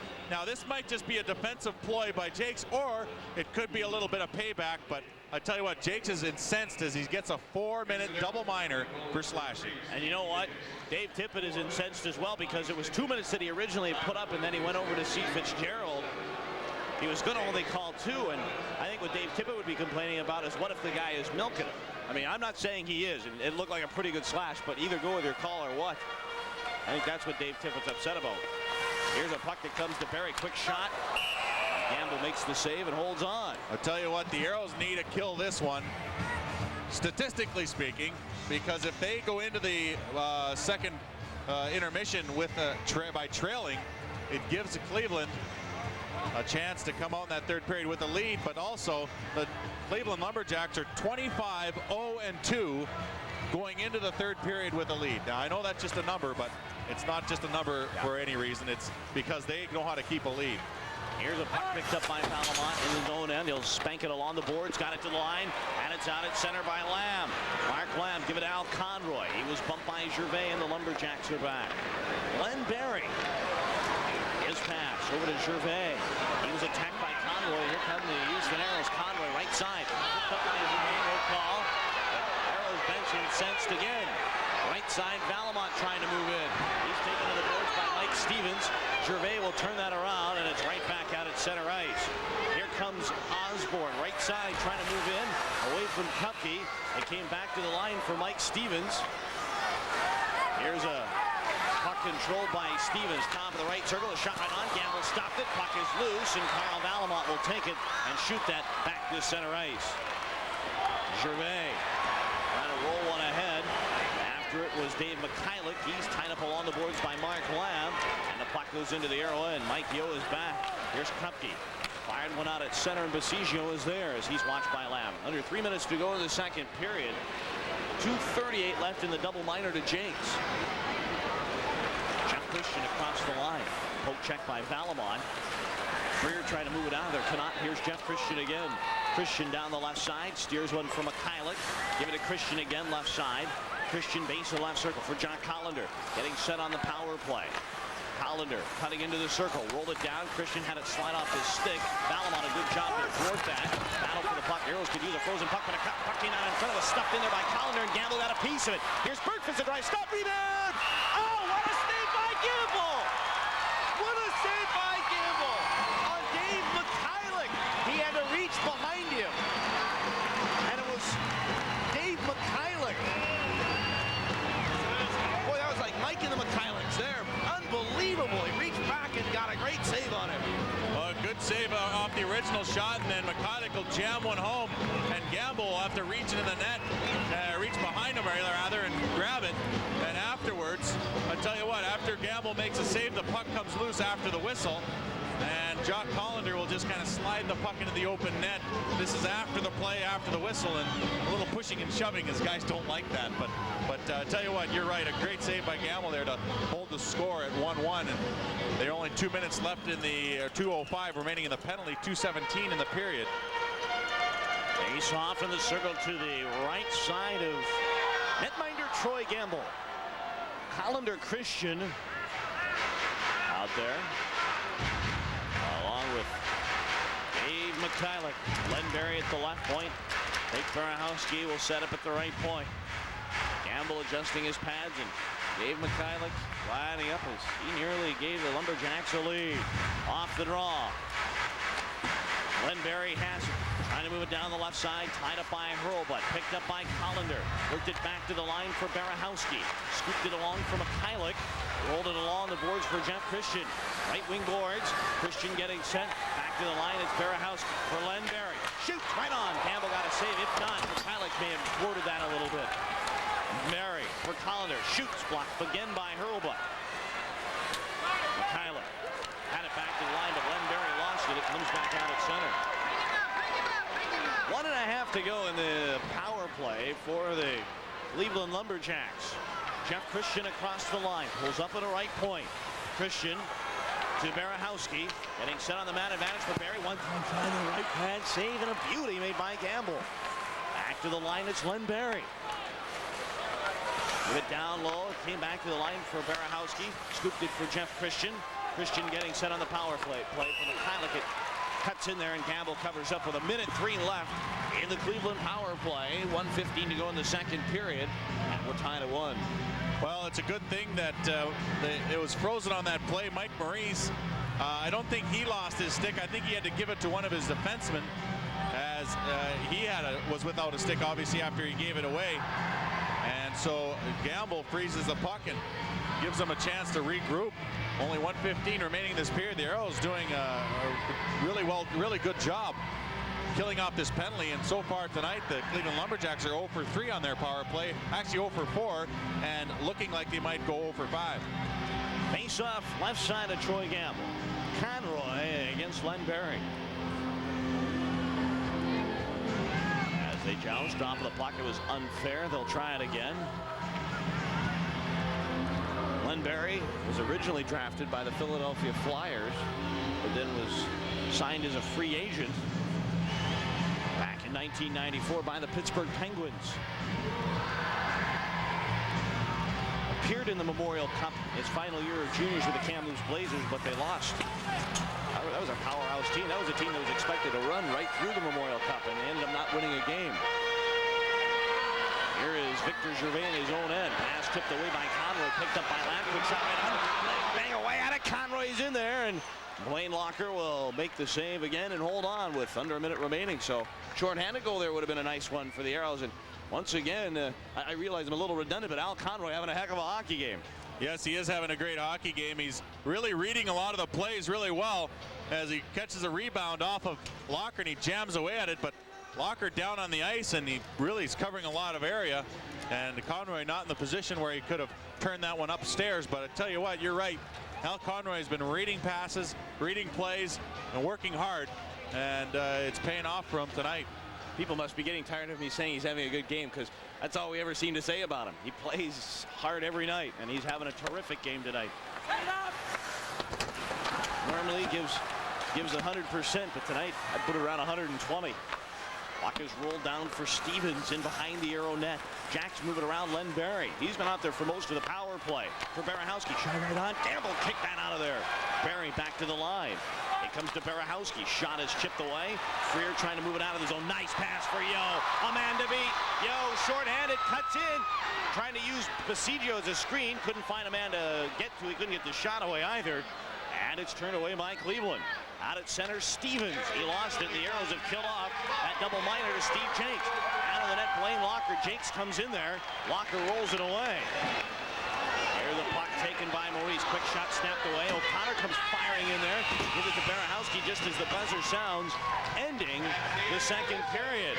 So a terrific period of action. However, the Lumberjacks get the only goal of the second period, and they have tied the game at 1. When we return, more from the Summit. We'll be right back.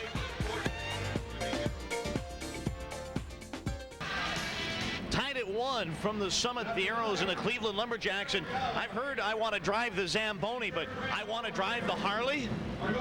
Come on. How about that thing? You know what? That's what I want. I want a Harley Davidson. How about that? That's a lovely looking bike. And you know, one of the Aeros owns his own Harley Davidson, and that's Gord Donnelly. He's very proud of it. It's a nice bike too.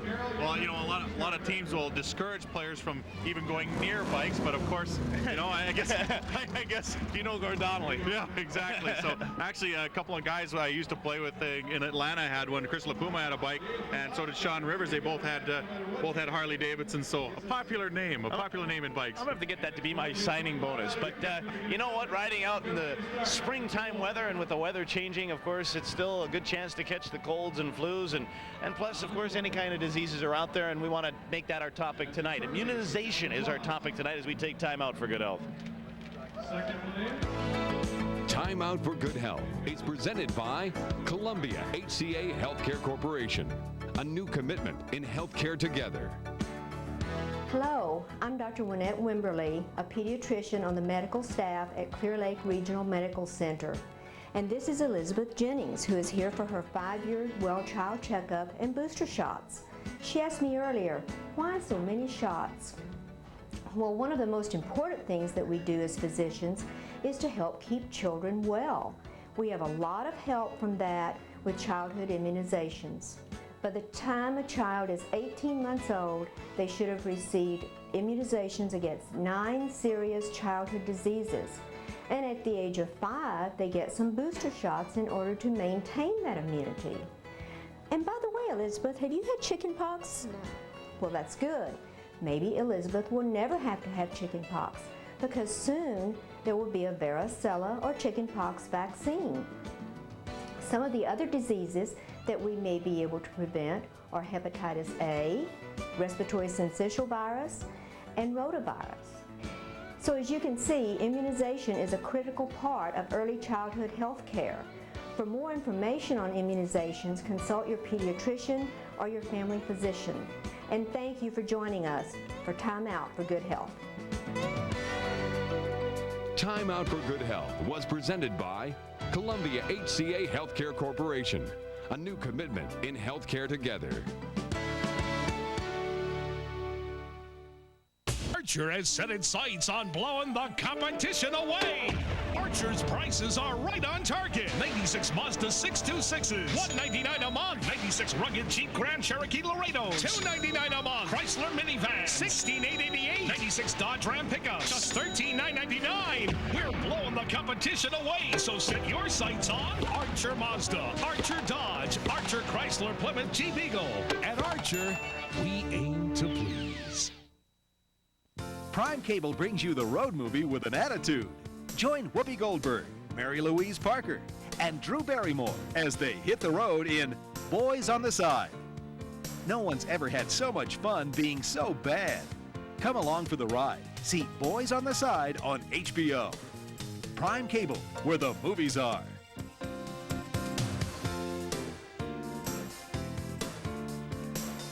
Prime Cable. You can see it all from here.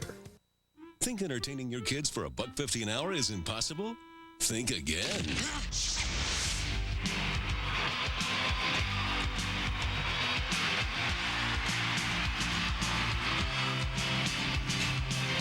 Houston Hot Shots full season packages for kids start at just $42, and adult season tickets start at $84. Hot entertainment, cool price. Join us this summer at the Summit. Call Hot 5100 now. In the 60s, there was peace and love, the Woodstock generation. The 70s were, well, the 70s. The 80s had big money, greed, and yuppies, the me generation. Now it's the 90s.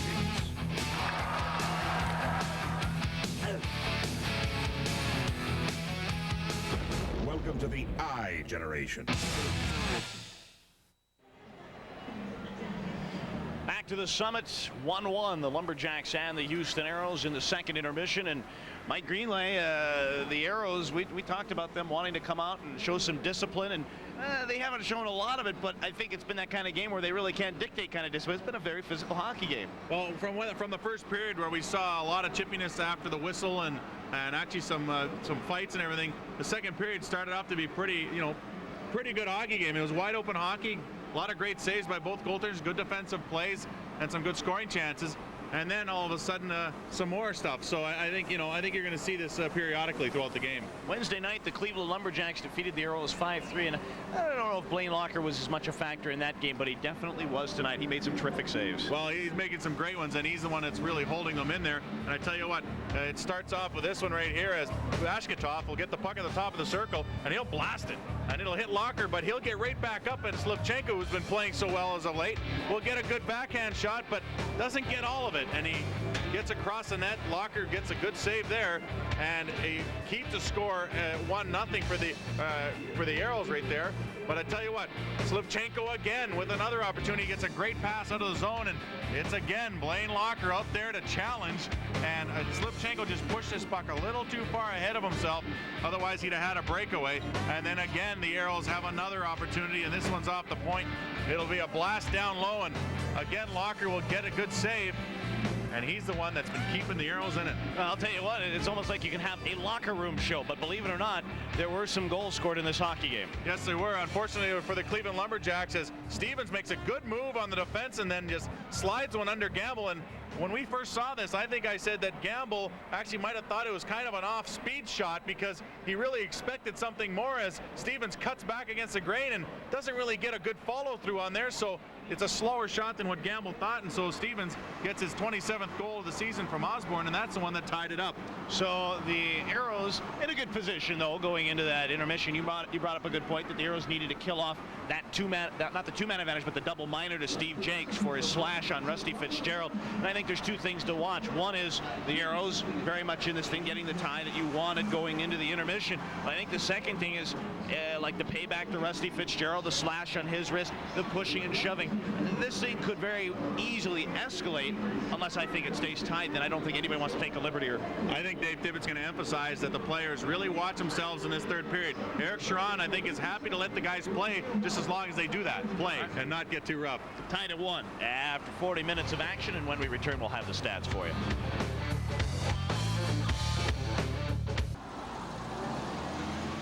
Tied at 1 here in the second intermission. The Aeros and the Cleveland Lumberjacks. And let's take a look at tonight's second period stats, brought to you by your local Texas Jeep and Eagle dealers. 21-20. The shots after 40 minutes of play. Aeros 1 of 5 on the power play. The Lumberjacks 0 for 3. Cleveland again owning the face-off circle, 29-18. And the penalties, both teams with 6 penalties, but 15 minutes for Cleveland and 25 for the Houston Aeros. And again, Troy Gamble and Blaine Locker a factor in this game tonight, and I think this is going to be an exciting third period, Greeny. I love good goaltending. Why? I wonder why. Why would you like good goaltending? I don't know. I have a affinity for goaltending, but I tell you what, I like good goaltending, and when you get good goaltending, that means you're getting some good scoring chances. So it's been a very good game. Hope it stays this way. Let's take a look at tonight's game summary. It's brought to you by Columbia Healthcare Systems. The only goal in the first period belonged to the Houston Aeros, and it was Mark Freer getting the goal. It was a power play goal with 13 seconds to go in the period, and Mark Freer gets his 21st goal of the year. Sylvain Turgeon and Steve Jakes getting the assist. Then in the second period, the only goal came off a Cleveland Lumberjack stick, and it was Mike Stevens getting his 27th of the year from Mark Osborne. That goal came at 9:47. When we return, third period action. The Aeros, the Jacks, tied at 1. Back after this.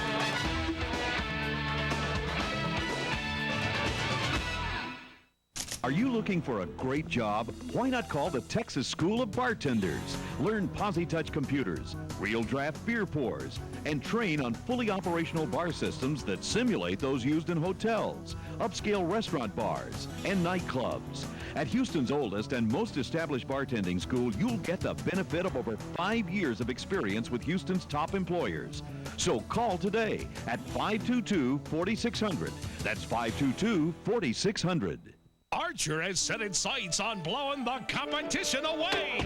Archer's prices are right on target. 96 Mazda 626s, $199 a month. 96 rugged Jeep Grand Cherokee Laredos, $299 a month. Chrysler minivans, $16,888. 96 Dodge Ram pickups, just $13,999. We're blowing the competition away, so set your sights on Archer Mazda, Archer Dodge, Archer Chrysler Plymouth Jeep Eagle. At Archer, we aim to please.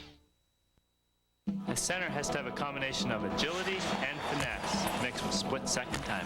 Some people might think we're out there just to light things up. But whether we're setting up our teammates or beating the goalie on the stick side. A breakaway for Nichols. He's in. He scores. Bernie Nichols. The only thing that matters at the end of 60 minutes is the score. Chance for Nichols. He's in alone. He shoots. He scores. The Dallas Stars take on Bernie Nichols and the Blackhawks Sunday, 3 Eastern, 12 Pacific on Fox. Not ready to start the third period. The Aeros back out on the ice. The Jacks shortly to follow. We are tied at 1. And a lot of people have come up to me and asked me about the hockey camp coming up this summer. And here's some information on it. You can mark your calendars. The second annual Houston Aeros hockey camp is coming to an aerodrome near you. Camps will run for 1 week each. The first one is July 15th through the 19th at the Willowbrook Aerodrome. Second one is July 22nd through the 26th of July at the Sugarland Aerodrome. Rob Dobson and Graham Townsend will be the instructors for both weeks. Plus, there'll be special guest appearances throughout the camp. For more information, you can call the Aeros office at 621-2842. Again, the number is 621-2842.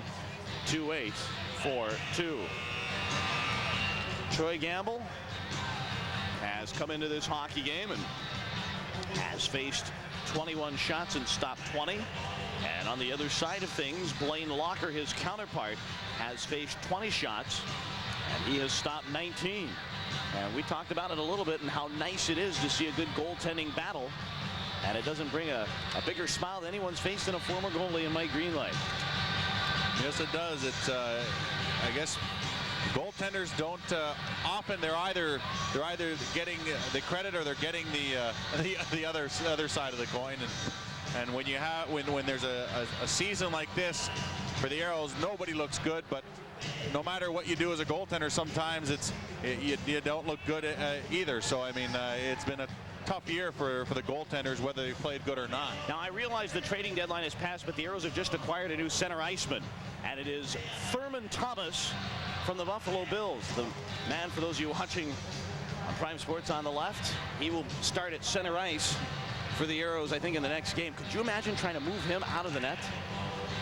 And you know what? Former Oiler lineman John Flannery, he's a season ticket holder. He sits over here. In fact, I'm looking to see if he's here tonight. And I don't see if he's here, but could you imagine a line of Flannery and Thurman Thomas and Mark Freer? Well, there wouldn't be any more. There wouldn't be any room. There wouldn't be any room in front of the net. The goalie would have an easy job. No, he wouldn't. Because I'll tell you what. If I'm the coach, I say, run the net, run the net. Oh, brother! And you're a big guy yourself, but I don't know if you're Thurman Thomas. We're back to action. It's Mike Stevens turning in the arrow end. Turning left side, a shot whistled away, and it's pushed by Mike Hurlbut right back down the ice. Game is tied at 1, and it's Stefan Bergqvist. Puck out at center for Stevens. Trying to roll the puck ahead. And the Aeros are on it. Mike Hurlbut back in his own end. He's forechecked by Mark Osborne. He had 2 goals Wednesday, but has been held out of the scoring column as far as goals go. He did assist on the Stevens tally. Stevens at center. Turned away, but right back over the line, and Slivchenko is there. Gives it over to Miles O'Connor. He'll crank one off the glass, and it's back at center, and Krivchenkov takes over. Alexei Krivchenkov out at center from Mikhailuk. Dumped the puck into the arrow end. Gamble comes out of the net. He'll slow it, and Miles O'Connor is there. O'Connor, quick pass, turned away. And it'll come out at center ice, and back into the Cleveland zone. Slivchenko took it behind the Cleveland net. Fighting for it was Yo. He centered one. Here's the shot. They score!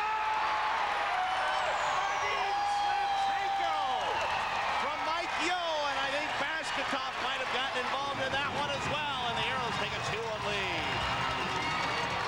Blaine Locker loses the puck behind the net as Yo will center it, and Blaine Locker is not a happy man as the puck's centered, and it'll go off of Hayward and right to Slivchenko. Blaine Locker was looking behind his own net to see Yo, and I tell you what, all he saw was Yo. Yo centered it. It goes off of Hayward's skate, and then off of Hayward, right to Slivchenko, who just backhands it in the open side. The Aeros lead it 2-1. I tell you what, Slivchenko's had plenty of chances tonight, and he gets a good one there as he gets his 22nd goal of the season. Aeros back in their end. Near the pass out at center, and it's turned away by the Lumberjacks. In behind the net, it Shanks. He'll roll the puck up the boards. It came out at center, and Massigio is there, and he'll flip the puck back into the arrow end, who take a 2-1 lead in the game. Aeros are back. Miles O'Connor pass out at center. Armstrong rolls it away to Mikhailuk. Mikhailuk got it into the arrow zone for Jock Collender. Collender trying to move away from Maurice. He feathered one out in front, but the Aeros are there. O'Connor gave it away. Here's Collender. Give it to Fitzgerald in front, but O'Connor got over there. Here is Collender again, trying to move it through. O'Connor cannot. It came back to the line, and Armstrong will drill a shot. That went off Mark Freer. In behind the net, it was Mikhailuk. It was chipped away by Freer to the line, held in by Massigio, but Mark Freer gobbles it up, and he'll move it out at center ice. Maurice pounded off the puck by Massigio. Jock Collender turns at center and dumped it into the arrow end. 2.5 gone in the third, and the Aeros have jumped out here, a 2-1 lead on a Vadim Slivchenko goal. Gord Krupke move it out at center ice, trying to feather one for Bashkatov. That's knocked away. Loose at center ice, and the Aeros move it up. Here's Krupke. Give it to Bashkatov across the line. Give it to Yo now. Right back looking for Bashkatov. Gervais got in there. Hit us into the corner, battling with Yo. In there, they grapple some more. Yo is in there. Slavchenko digs it out. Here's Bashkatov. And a great left-hand save made by Blaine Locker. And away the Jacks come. Jeff Christian cranked it into the arrow end. Winds over to Gervais, but it's jumped on by Houston. Mike Yo out at center for Slavchenko. Bumped by Bergfist. And Cleveland goes back to play it. Barahowski. Pass came out at center, and Carl Valamont will gather it in and sweep it over to Gord Krupke.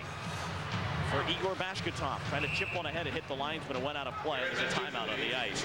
2-1. The Aeros leading the third period. We'll be right back, but first this word from Southwest Airlines. Flying to New Orleans for business?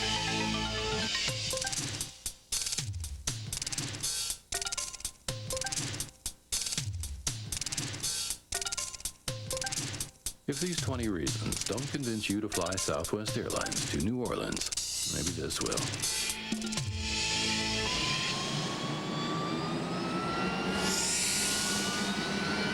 Fly Southwest, the low-fare airline. Is a superstar spokesman what makes Oshman's Super Sports USA? Dream on. Oshman's is supersized and super fun. Why, you can play your favorite sport right in the store. Shoot hoops, hit golf balls, swing a bat or a racket, or get your kicks 100 other fun ways. Think there's a more super sports store than Oshman's Super Sports? In your dreams. The dream starts at Oshman's with 13 Houston area locations. The Aeros take the lead 2-1 on a goal by Slavchenko, a goal that Locker, the goaltender, did not see, but the ones he does see, he makes a great save on as Bashkatov gets a pass from Slavchenko, and Blaine Locker gets his toe on it to keep the score at 2-1. When goaltenders are screened and can't see, what do they use? The force? I tell you what, some of them wish they had the force in that situation. Locker's out at center ice. I don't know any goaltenders named Luke, though. Okay. Puck is turned into the arrow end, and Al Conroy gathers it in and got it out at center. It skipped over the stick of Lamb. And Len Berry turns it around. Nifty drop pass for Osborne, but the Aeros will take it right back, and Jakes will shovel that right back down the ice. That'll bounce down the ice. I don't know if he really wanted to ice it like that. I think he just wanted to get it out of the zone and up and high, but there's the difference between a pro golfer, if you will, and one that's still learning. A pro golfer would have had some backspin on that puck and would have backed up a little bit, but for me, that thing would have just rolled right over the green and into the water. Well, it's a defensive play where they just flip it up in the air and give their own players a chance to regroup. But like you said, a little too much loft on that one, and it ends up all the way down the ice, and the face-off back down in the Aero zone as Rick Patterson looks on and tries to figure out something holding him down. Is what we're calling this one 28-1-4 when the opponent scores 3 goals or less. And right now, the Aeros have 2 goals, but might be able to change that stat a little bit as the Aeros are leading right now. This has been a tight-fought game defensively, and I can't really see just a huge breakdown here. I don't know if any team's going to get to 4 goals. Bergfist at his own end, but it's taken back by Conway. Centered one, but that's picked up by Barahowski and shot out at center. Mike Stevens fired it into the Aero zone. Kelly Hurt hustles back to play it. He's trying to move it away along the boards from Len Berry. He popped it along the glass, not out. Battle for it, came ahead, and Conroy moves up ice. Here comes Conroy with Kelly Hurt. Conroy across the line. Nice pass. Jake shoots, scores! What a goal! What a pass! And the Aeros take a 3-1 lead with 15:49 to go. Well, the Cleveland Lumberjacks got caught pinching as Conroy will get the pass right at his own blue line. Well, he'll turn that around, and up come the Aeros. 3-on-2 as Conroy will put on the brakes and feed it right across to Jakes. And Jakes will blast it right by Locker, 5-hole. It's a 3-1 lead, but what a great pass by Conroy, and an even better shot by Jakes as he blasts it home. And Steve Jakes puts the Aeros up 3-1, his second goal of the season, and an important one. And the Aeros with a 2-goal lead. It's O'Connor, steered it out at center, and it got into the Aero end, and Carl Valamont Sal Conway makes. It is Turgeon. Up the puck into the Cleveland zone. Armstrong after it. That's rolled away. It's jumped on by Freer. Centered one. Locker the save. Firing after that was Turgeon. But it's out at center for Jock Collender. Collender turning down the right side. Give it to Fitzgerald. Right in. Shot blocked by Gamble. Picked up by O'Connor, but he couldn't get it out of the zone. Mikhailuk on the near side. That's taken away by Freer, and it came out at neutral ice. Graham Townsend trying to move it ahead for Freer. That was behind him. Freer gets there. That is icing. Or offside, excuse me. To bring the face off out at center ice. 5 minutes gone in the third. And a 3-1 hockey game.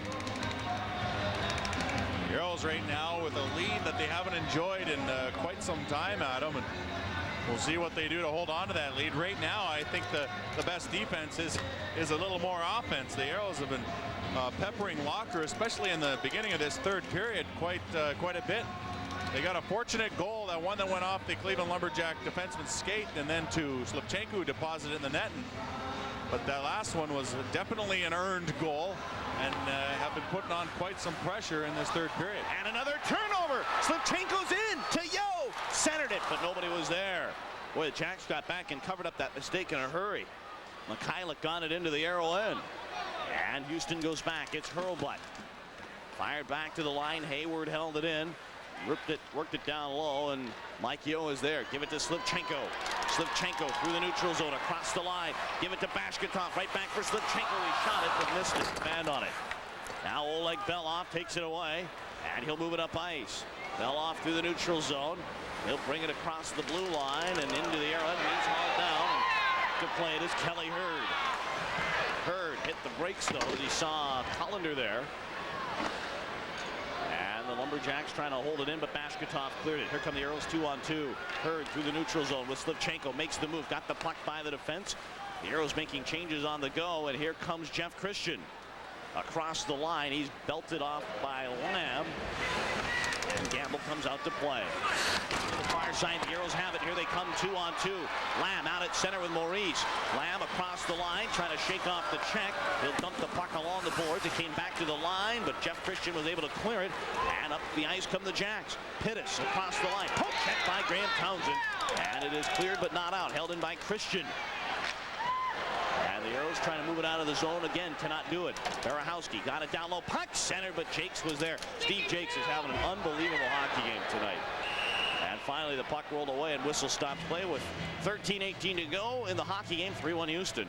You know, I was talking to a lot of the Cleveland players, and they weren't very happy the fact that their own team, their own parent club, the Pittsburgh Penguins, have been kind of stealing players from them. And of course, we talked about Brad Lauer being up there, and Dave McElwain is up there, two of their top scorers.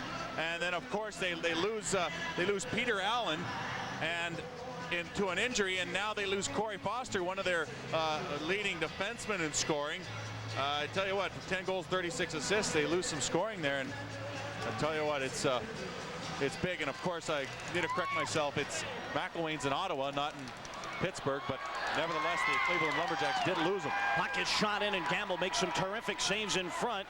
And back to play it is Bill Armstrong. He'll bank one off the boards, couldn't clear the end. Chased down by Turgeon, gives it to Freer. He's got Townsend in front. Freer shoots, got behind him, rebound, they score! Graham Townsend, and it's a 4-1 hockey game, and Blaine Locker is fit to be tied. I don't know what they're arguing about in that situation, but the puck does go in the net, I think. I wonder if they're calling it a hand pass. I don't think so. I didn't see it go off a hand.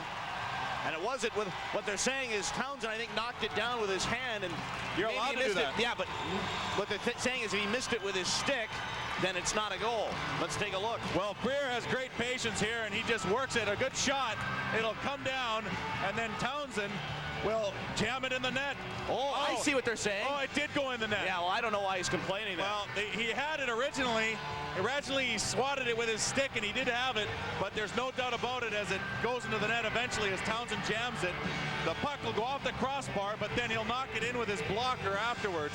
So it's definitely a goal unless they rule something else, but the Aeros lead at 4-1. From what I have seen this year, I'm not saying it's 4-1 yet. Well, from what I have seen this year, but that is clearly a goal. Well, maybe Townsend has his 18th goal then. Maybe, and maybe it's 4-1, and perhaps we have 12:52 to go in this third period. And there might be a good sliver of a chance that Freer got an assist on that one. Very good chance of that they will face it off at center ice, and it looks like we will. So it's 4-1 Houston. Townsend gets the goal from Freer with 12:52 to go. Oh, brother. Not much more this season to go. We've seen it all this year. It is Krupke. Gets it over to Carl Valamont. Steers it for Freer. And the Aeros trying to turn it around. Mike Stevens out at center, trying to roll it in. Valamont staying with him. And the puck brought in, and they're going to whistle that dead on an offsides call. And we'll take a timeout. 12:36 to go in this one, and the Aeros lead 4-1. We'll be right back. When you need an auto part, you don't need to search high and low. Just came in for some oil. We were packed that night. Really busy. I was in and out like that. I noticed it when he started to back out. I see this lady waving. Caught him just in time. She says my headlight's out. That's what I call service. He could get an auto part anywhere. What he needed was high-low. Being different means taking risks, and that includes stepping back and deciding what's important. Linda Laurel, News 2 Houston. Bringing you stories that impact you and your family every day. Medical breakthroughs right here in Houston. Reporting that actually helps you one-on-one. And local stories that inspire as well as entertain. It's a new generation of news, and we're glad that more and more of you are discovering the difference. 4-1, the Aeros lead it in the third period with 12:36 to go. And Greener, Blaine Locker was a little upset after that goal. He's been kind of hung out a little bit tonight by his teammates. I thought he's played a pretty strong game. He has, but like I said, Mark Freer on that last goal had the presence of mind to wait until he put it upstairs, and the rebound he lost, and that's when Townsend was able to jam it into the net. A great play by Townsend, and an even better one by Freer. Puck is in the Arrow end, and it's shot right back down the ice. Right on to Blaine Locker. Dave Bassigio will go back for it. Bassigio in behind the net. He'll move the puck up the boards, and then it's chipped away. Fighting for it was Lamb, and he had to regroup at center ice, but it's picked up by Lenberry. Give it to Osborne. Shoots it into the Arrow end. It got behind Gamble, but there's Mike Stevens to roll it back behind the cage for Lenberry. Trying to center when it hit Krupke, and it's cleared but not out. Armstrong's shot is blocked. Again, Armstrong holds it in for a second time. Puck centered, shot went just wide of the net as Osborne was in there. And it's shot right back into the Cleveland zone. Armstrong trying to clear it. And it's taken away by Maurice. Centered. Here's Lamb. He scores! Mark Lamb. And it is 5-1 Houston. What a great play to feed it in front, and you're right, Adam. I mean, there's not much help for Blaine Locker right now as the Aeros have exploded. And I tell you what, the Cleveland Lumberjacks were nowhere to be found in that zone, as a good forecheck in the zone there, and some hitting even, as Lamb will blast one home. Locker really not much of a chance. A great pass by Maurice and a beautiful slap shot right up underneath the bar, and yeah, that's where Grandma keeps the cookies. And you want to know what the difference is in this hockey game between the other one? They're winning the battles. They're going in, they're very aggressive. Dave Tippett felt that they weren't winning many of the battles Wednesday night, but tonight they're winning a lot of the battles, and they're resulting in goals, especially in this third period. And you do that by finishing your checks just like Hurt did on that play, allowing Maurice to center the puck to Lamb and giving Lamb his 16th goal of the season, and the Aeros a 5-1 lead. Puck is back in the Cleveland end. Here comes Krivchenkov, pass through the neutral zone, and we'll get another icing call on Cleveland. As back to play it is Steve Jakes, and play is whistled down. Well, Adam, the other night, I tell you, the Aeros had allowed 24 shots on their own goal in the first period alone. Right now, the shots on goal on Troy Gamble is 24 shots. So here we are, I think, almost halfway through the third period, and the Cleveland Lumberjacks have 24 shots on Troy Gamble, whereas on Wednesday night they had that after the first period. What a big turnaround. That tells a lot of the story, as well as the good, strong defensive play by the Aeros tonight. Off the draw, the Jacks roll it back to the line. Hurlbut held it in. That's patted down by the Jacks, picked up by Slivchenko. Rolled it along the boards. Yo pursued into the corner. Bergfist in there to battle with Igor Bashkatov. Puck rolled back along the boards, and then it rolls up on the glass. And out of play with 11 minutes to go in the third. 5-1 Houston. So the Aeros enjoying a 5-1 lead. Something they haven't done in quite some time. And I tell you what, they're doing it in style tonight against a pretty strong team. And this is good for the Aeros because Cleveland will be even hungrier tomorrow night when they go in to play Atlanta.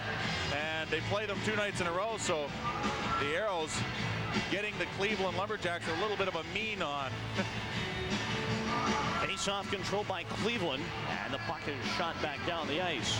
There is Hurlbut, as he's watched by Fitzgerald. He shot that right back down the ice into icing. Hollander goes back into his own end to play it. Jock Hollander, 34 years of age to Mikhailuk at age 33. And across the line with Fitzgerald, that's tipped away by Freer. Back out at center, it's Bergfist. Barahowski takes over as he'll move it up ice. Roll one to the right side. Fitzgerald makes the move across the line and ran into Mike Hurlbut. And Hurlbut did the job to thwart the rush, but a long pass missing everybody. It's icing if Cleveland can get their Barahowski to touch. And icing is the call with 10:13 to go in the third period in a 5-1 hockey game. And Jock Hollander, the team's leading scorer and team captain, and trying to get his team back in this one. Well, that's one thing about Jock Hollander that I know, because I know him personally, is he's a competitor. Hates to lose, and he hates it when other people don't mind losing. I tell you what, he is the kind of guy that you want to look to as a team captain, and he's very much, you know, you look at a lot of the team captains in this league, and they all have some of the same traits in that they're determined, they drive their team, and they lead by example. Something that Al Conroy does, something that Jock Hollander does. You look at some of the guys in this league, and I tell you what, you'd want to play with guys like that, because they get the best out of you as well as their coaches. Puck comes out at center ice, and here come the Aeros again. Kelly Erd kicked one into the Cleveland end. Out of the net, Blaine Locker trying to flip one away. Armstrong looped it away, but here comes Gervais out at center ice. Victor Gervais dumped the puck into the Houston zone. O'Connor goes back. He battles in there with Dominic Pittis. There's skate to skate in the corner. Puck is in there. Some more is Gervais in there. Dominic Pittis trying to shade O'Connor off the puck. Loose along the boards. Jeff Christian fighting in there as well for Cleveland. Pittis doing a good job. Boy, is he just holding that puck nicely. Out of Christian.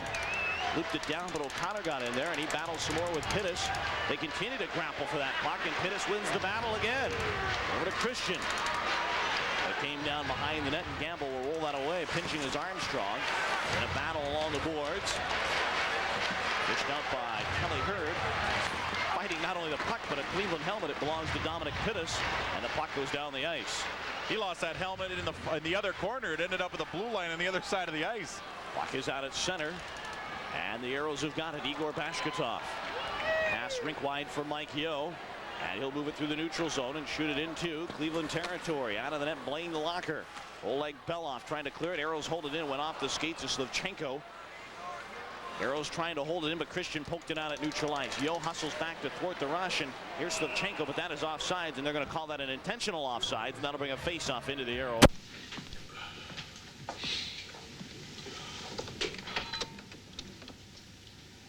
May I come in? Yes, of course, of course. Come in. By all means, welcome.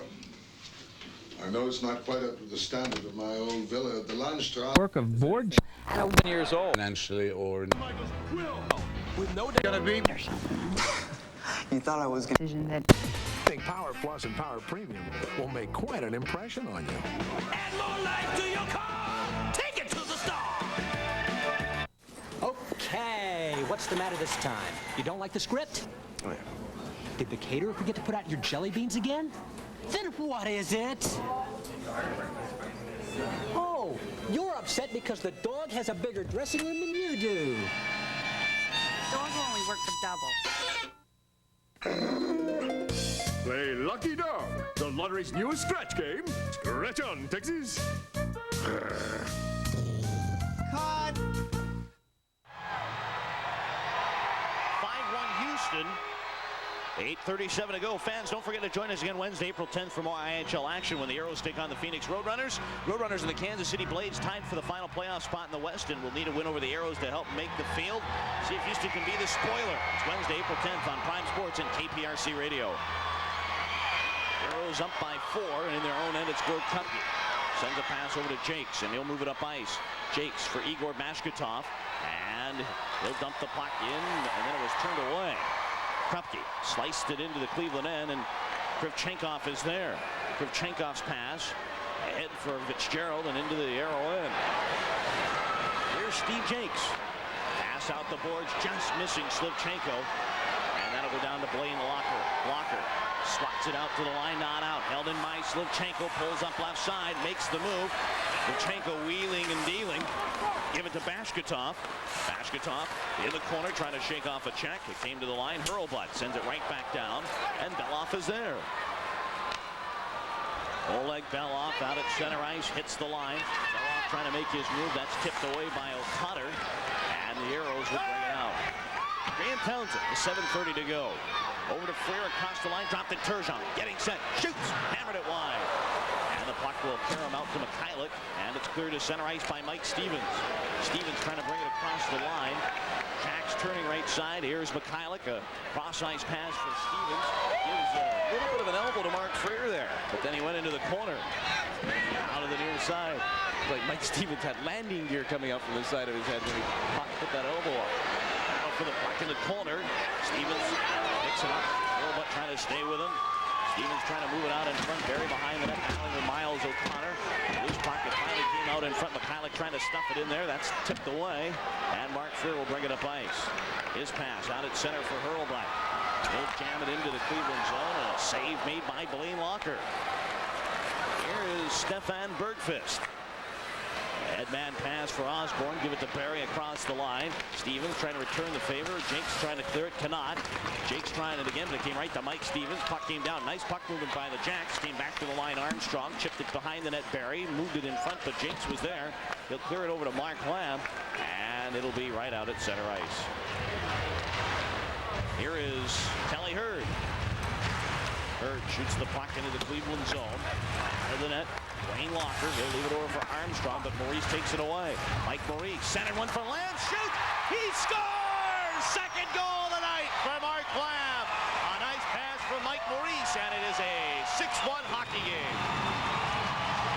Well, the Aeros have only beat the Cleveland Lumberjacks once this season. It was 7-1 in Cleveland. The Aeros are well on their way to doing that again. It's 6-1 as a great pass across the crease, and Lamb jams it in, his second of the night, and his 17th goal of the season. What a nice pass right across, and not much chance for Blaine Locker. I know we've said that the last few times, but when you get a backdoor pass from Maurice like this, there's not much chance to get back over across the net. That pass was like threading the needle, and Mark Lamb, right there in the right spot, deposits it across the line. It's his second of the night, but because it's not an assist, we're waiting to see. He doesn't have an assist in the game yet, so he's still too shy of 500 in his pro career. Here's a puck that's centered, and a save made by Campbell, and a penalty coming up to the Houston Aeros. Well, it's going to be a holding call in front of the net. It'll be Gord Krupke, as it looked like the Cleveland Lumberjacks are trying to jam away at it in front, and Krupke did a little bit of a holding in front, as he doesn't allow too much action as Christian goes down to the ice, and Gamble covers up the puck. So the Aeros will have to kill off this penalty, but you know what, Adam? They have a bit of a cushion, a 5-goal cushion. 5 minutes and 50 seconds remaining in the third, and they have a 6-1 lead. 5:50, as you say, to go, and a face-off to the right side of Troy Gamble. 2 minutes up on the board to Krupke, and the Aeros will bring out Lamb, Maurice with Valamont and Jakes. Pittis with Gervais and Christian. Defensively, Barahowski and John Collender. Face off to the right side of Troy Gamble. Off the draw. The Jacks win it. Here's Jacques Hollander at the left point. Sets up on the power play. Right side, Barahowski lets it go down. Gamble got it behind him. Oh, he made the save, and another penalty coming up as Carl Valamont drilled one of the Jacks right into the net. It was Victor Gervais, and the Cleveland Lumberjacks are going to have another crack on a two-man advantage. Well, it looks like Valamont will go to the box, and I know that 6-1 lead looks good, but in this situation, you don't want to give anybody a chance, and the Aeros will have to do some penalty killing like they did earlier on. And actually, it's the kind of penalty that you want to take. If he wouldn't have been in there, I think that would have been 6-2 for sure right there, as Valamont goes in there and has to do some pulling back. Interference is the call, and the Aeros will have to kill off a 5-on-3. It'll last for 151, so for all intents and purposes, this is another 2-minute two-man advantage. They had one back in the second period, Cleveland did. Couldn't manage to score. Or actually, I should say first period, excuse me. They had it back in the first period. Cleveland 0 for 3 on the power play. Off the faceoff, Jacks have it. Jacques Hollander at the left point, getting set on the man advantage for Barahowski. Top of the slot, Barahowski waiting, sliced it down for Gervais. Here's Victor Gervais back to the line for Barahowski. Now it is Hollander back to Barahowski. They play keep away up on the top of the slot. Barahowski trying to center when it was picked up by Freer, but he couldn't clear it. Jeff Christian worked on by Hurlbut. Christian to Barahowski, top of the slot, lets the shot go. Gamble the same, rebound in front. Aeros can't clear it. It's in skates. They fish for it, and a shot came down, and Gamble was there to lunge for it. He'll hold on. 1:19 left to Krupke, 1:28 left to Valamont. 5:08 to go in the third, and a 6-1 Aero lead.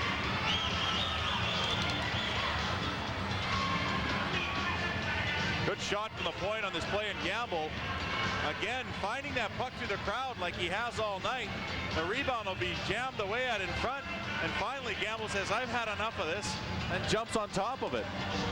Good original save, and you know, like he's been doing all night long, he's stayed with the puck, and he's been really had his eye on it, concentrating really well tonight. Jumps all over that one as the Aeros still try to kill off this 5-on-3. Face-off will come in the circle to the left side of Troy Gamble. Freer is the lone forward with O'Connor and Hurlbut. Hollander, Christian, Mikhailuk with Barry and Gervais. So 5 forwards now for Cleveland. They don't even have a listed defenseman out there. Barry at a right point getting set on the power play. Work the top of the slot. Gervais back for Barry. In down low for Jeff Christian. Here's Barry, the shot, and that was smacked away. Back to the line, Gervais, but that's poked away by Freer, but couldn't get it out of the zone. Again, it's Len Barry into the slot. Turns one over for Christian. Back for Barry. Out is Gervais as he looks for the shot, but instead it's Barry. Scooped it down for Christian. 48 left in the two-man advantage. Shot went wide. And again, Gervais at a left point. Gives it to Jacques Hollander. Back to the line for Gervais. It came down to Christian, base of the right circle. His shot hit the side of the net. Hurlbut trying to push it away. It came down Mikhailuk. Mikhailuk, base of the right circle, had it tipped away by Hurlbut. Puck came to the line, not out. Held in Christian. Top of the slot, Barry rolled away by Gervais. It came down low for Christian. Two-man advantage has 20 seconds. And then his shot came on from Barry, and a stick save made by Gamble. Mikhailuk trying to cut in. Barry, wide, shoots, scores! Len Barry, power play goal. It's 6-2 Houston, and Cleveland will stay on the power play as there's 22 seconds left to Carl Valamont. Well, that's just too much firepower, Adam, coming at you from too close. And finally, the puck will come to Barry, who's had quite a few shots. And that puck had eyes because it had to go to the outside of Freer, to the inside of Hurlbut, and then 5-hole on Gamble. So, I mean, that puck was labeled right into the net, and it's a 6-2 game. But I think the Aeros will be able to kill off the 22 seconds to Valamont and get back to even strength play, which they've enjoyed most of the night, and have enjoyed the lead this third period. Well, Len Barry coming into the game, he had points in 6 straight, and that was in jeopardy, and now he has them in 7 straight. So a 7-game point streak now intact. Jacks turn it around. Beloff into the Aeros zone. 13 seconds left in the power play for Cleveland. The puck went right off the back of the head of the linesman, and they're going to call the Jacks offsides. As pinching in was Beloff. He was still deep in there, and that'll bring the faceoff back out to center ice. Well, I'm sure they're arguing that call, but it's the right one as it goes off the linesman. And so the Aeros With 9 seconds remaining on the Valamont kill, will most likely get back to even strength, as Dave Tippett has watched his team all night play pretty much even strength. And before that goal, I believe they didn't allow any power play goals to the Lumberjacks. So they did a great job on the penalty kill, something that they've struggled with all season long. Off the face-off, Aeros have it, and Yo will clear it right back out at center ice. And again, it's offside with 3:42 to go, 2 seconds left of Valamont. So a big win if the Aeros can hold on here. And you know what, folks? This is only the second time the Aeros have scored 5 goals in a period. The other time back on December 15th against the Cleveland Lumberjacks in that 7-1 game. Fans, don't miss out on the Houston Aeros' last regular season home game. It's Fan Appreciation Day. Every fan entering the summit will receive a team poster. Prizes will be handed out throughout the entire game. You could be a lucky winner, so come out and see your Houston Aeros battle the Detroit Vipers on April 14th. The most goals against the Cleveland Lumberjacks in one period has been done 5 times this year, or sorry, 4 times this year, and it's 5 goals. Las Vegas, Houston, Orlando, and now again Houston. So Houston getting in there a couple times. Krupke in his own end as the penalty to Valamont is over. And we've got 3:30 to go in a 6-2 hockey game. Puck in the Arrow end. Fighting for it. Krupke chipped it along the boards. Valamont digs it out.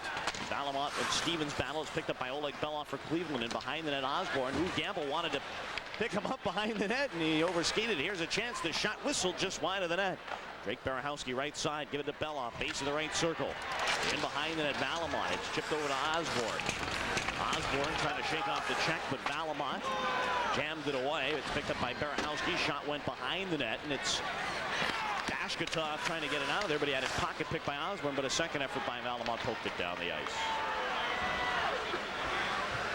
Bergfist rolled one through the neutral. I don't know where that was going, and this will be icing as Miles O'Connor goes back, and we take time out. 2:44 to go in this one, and the Aeros lead at 6-2.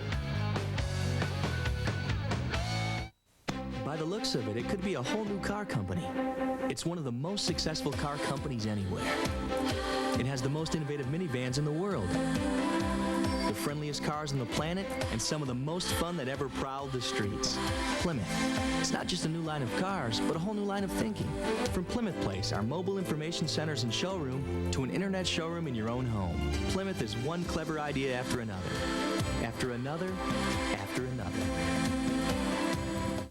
Phew, that foot odor. I can't take it anymore. But can anything stop it? This will. Odor Eaters insoles. Now, its powerful charcoal formula contains genuine Arm & Hammer baking soda. Look, foot odor is caused by sweaty acid, and now Odor Eaters actually neutralizes odor-causing acid. These Dr. Scholl's can't. Finally, no more foot odor. And I thought it was hopeless. Only Odor Eaters insoles. Stop foot odor with Arm & Hammer baking soda. Face-off is going to be in the circle to the left side of Blaine Locker with 2:44 to go, and the Aeros up by 4. Freer, Turgeon, Townsend with O'Connor and Hurlbutt. And the Lumberjacks bring out Dominic Pittis along with Dave Mikhailuk and Rusty Fitzgerald. Kravchenkov defensively with Hayward off the draw. The Jacks have got it. Kravchenkov got it ahead. It's back out at center, and O'Connor chased it down at his own blue line. Miles O'Connor, quick pass up for Freer. He'll meander through the neutral zone and shoot it into the Cleveland end. Rick Hayward gathers it in, scooped it along the boards, and Mikhailuk will move it up ice. Dave Mikhailuk shoots it into the Arrow end. Freer hustles back to play it. Can't get it out of the zone. Dominic Pittis right side takes a bump along the boards. Puck was centered. It came back to the line. Kravchenkov banned on the wrist shot, and he got it back into the Arrow end though. It is Freer. Had it bounced away, but Turgeon jumps on it, and he'll move to center ice. Sylvain Turgeon in across the line.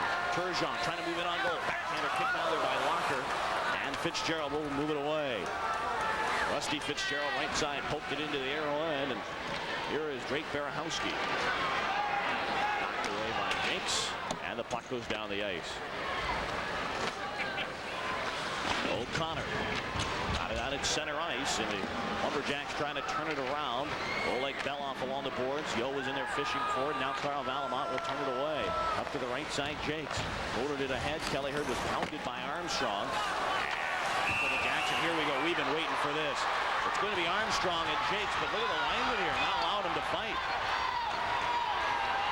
Tell you what, Sam Gowan, the linesman, got Bill Armstrong, and I'm looking down right now. Tell you what, Sam Gowan, I don't think gives up much to Armstrong as far as height goes. Maybe, I don't know if in the weight department either. They're both pretty big guys, but I tell you what, I haven't seen too many linesmen who jump in the way of a player like that, but usually they just let him get the steam out. But actually, it was Jakes Jakes hadn't even taken his gloves off, so I think that's why the linesman jumped in there like it was, but like he did. But I tell you what, Jakes gets in there, and I'm not sure what the reasoning for this. It's Armstrong originally who hits Hurd, and then Jakes comes after him and just hammers him. He didn't like the hit on Hurd, so Jakes gets a good shot on him from behind there, and I think, and obviously that's what set Armstrong off. We never saw that originally, and Jakes is going to get tossed. And well, I don't know if he gets tossed. He gets a 2-minute minor, but it's going to be even up because Bill Armstrong will get 2 minutes as well. Face-off will be in the circle to the left side of Lane Locker. Number 29, Bill Armstrong. Here are the calls. Aeros number 3, Steve Jakes. 2 minutes each for roughing.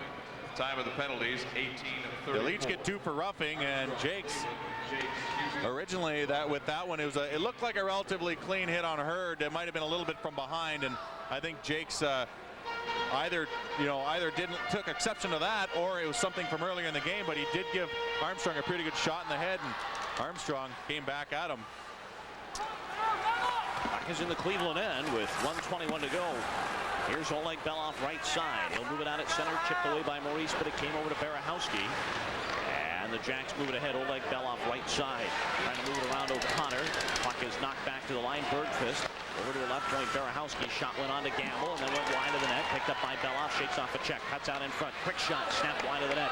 Belov gets it back. It's in behind the net as we're down to the final minute. Here's a puck that is centered. Chipped away as Belov was spun off by Krupke. And Krupke will take it, trying to move it away as he muscles the puck through Belov. Then Belov takes it right back. Oleg Belov cuts in, shot blocked. Belov having a heck of a shift here, just trying to work it away. Mikhailuk, left side centered it, but he fired right to Maurice, and the Aeros have a 2-on-1. Mike Yeo with Mike Maurice. Across the line, Yeo cuts in, centered, Maurice turns, shoots, great save by Locker. And it's turned away. Mikhailuk lets it go down the ice, and with 23 seconds left, Hurlbut is back to play. Mike Hurlbut in his own end. He'll move up and out at center ice. Hurlbut trying to move it ahead. That's jammed away. Turgeon at center lost it. And here is Sylvain Turgeon back in his own end. Turgeon.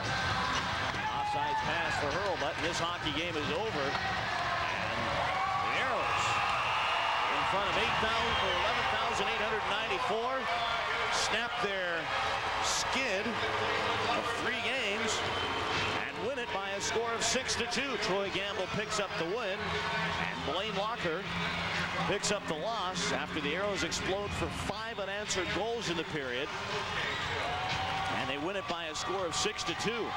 I want to remind everybody to stay with us. We are not going to have the call-in show tonight on our radio portion of the postgame show because of the rush to get the equipment loaded up for the big road trip tomorrow. But we will give you the recap of the goals. But when we return, we'll have more from the summit right here. Final score tonight, Aeros 6, Jacks 2.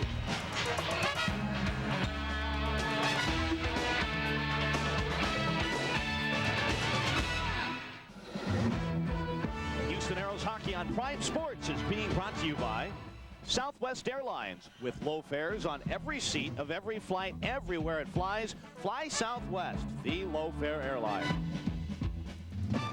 By your participating Texas Chrysler, Plymouth, Dodge, and Jeep and Eagle dealers. By Columbia HCA Healthcare Corporation, a new commitment to healthcare together. By Texaco Clean System 3 gasolines. Add more life to your car. Take it to the star. By Hilo Auto Supply. For the lowest prices every day, what you need is Hilo. And by the Gatorade Company.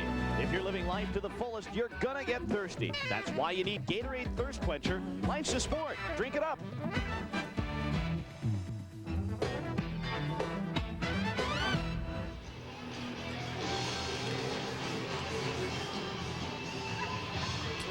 The Aeros win it by a score of 6-2.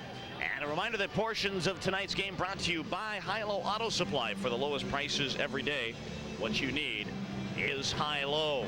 Well, and that's definitely what it was, the high and the low of it. The Aeros on the high end with the 6, the Cleveland Lumberjacks on the low end with a 2, and a nice win by the Houston Aeros. Well, yeah, and I guess it's almost, and I know this may sound ridiculous, but it's almost frustrating to see the Aeros play like that, because in the situation that they're presently in, you say, wow, if they can play like that tonight, why couldn't they play like that more often? And it's not that Cleveland played badly. Cleveland was in it the whole way until the Aeros exploded in the third period. So great win for the Aeros, and they need to keep doing that. Time for our Texaco star of the game, and the star of the game is Steve Jakes tonight with a goal and an assist, and on the year with 2 goals and 14 assists for 16 points, and a tremendous effort by him tonight. Yeah, certainly, and I think it's too bad that he didn't get in a fight at the end of the game, because it's what the guys like to call the Gordie Howe, a goal and an assist and a fight. So he didn't get the Gordie Howe, but he definitely gets a star of the game. And it's time to take a look at our Gatorade play of the game, and it's what got things started, Vadim Slivchenko's goal.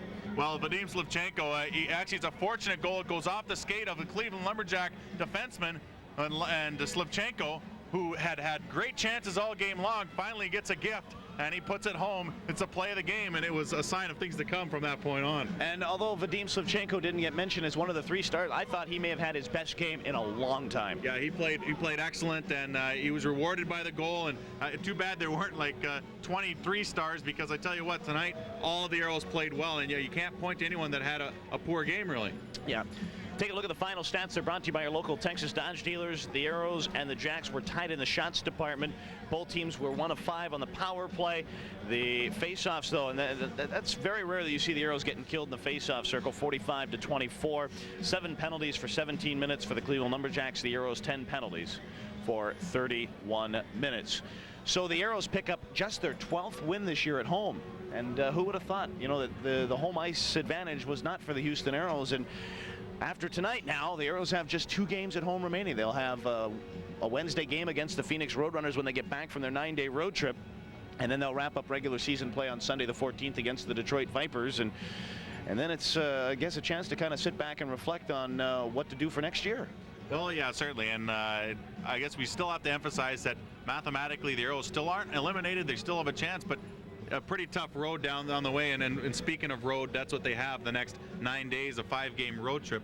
So that'll really tell the tale, but I think the next 2 days will tell the tale as well, as Cleveland visits Atlanta. Exactly. In fact, the Aeros will be on the road starting tomorrow as they take on the Michigan K-Wings, and then Sunday they take on the Fort Wayne Comets.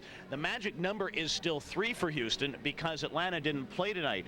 So the Aeros getting a break there. Atlanta plays tomorrow, and of course, as we said, the Aeros in the midst of 3 games in 3 nights. So lots of hockey to go. Yes, definitely. I guess, if you will. I mean, as far as you're going to get with 7 games left in the regular season, but it's going to be still a lot of fun, and I hope the fans still come out. Well, definitely. I think the fans would really show that they can support this team. They just want to see some good hockey. All right, Greeny, thanks for your time tonight. Thank you. All right, the final score tonight, the Aeros win it by a score of 6-2. Next game will be tomorrow night. It's Saturday night on ice. The Aeros taking on the Michigan K-Wings on UPN 20, and of course on KPRC Radio. Our next Prime Sports telecast will be Wednesday, April the 10th at 7 o'clock, when the Aeros take on the Phoenix Roadrunners right here from the Summit. Once again, tonight's final score, the Houston Aeros 6, the Cleveland Lumberjacks 2. For Mike Greenlay, this is Adam Gordon. Say good night from the Summit.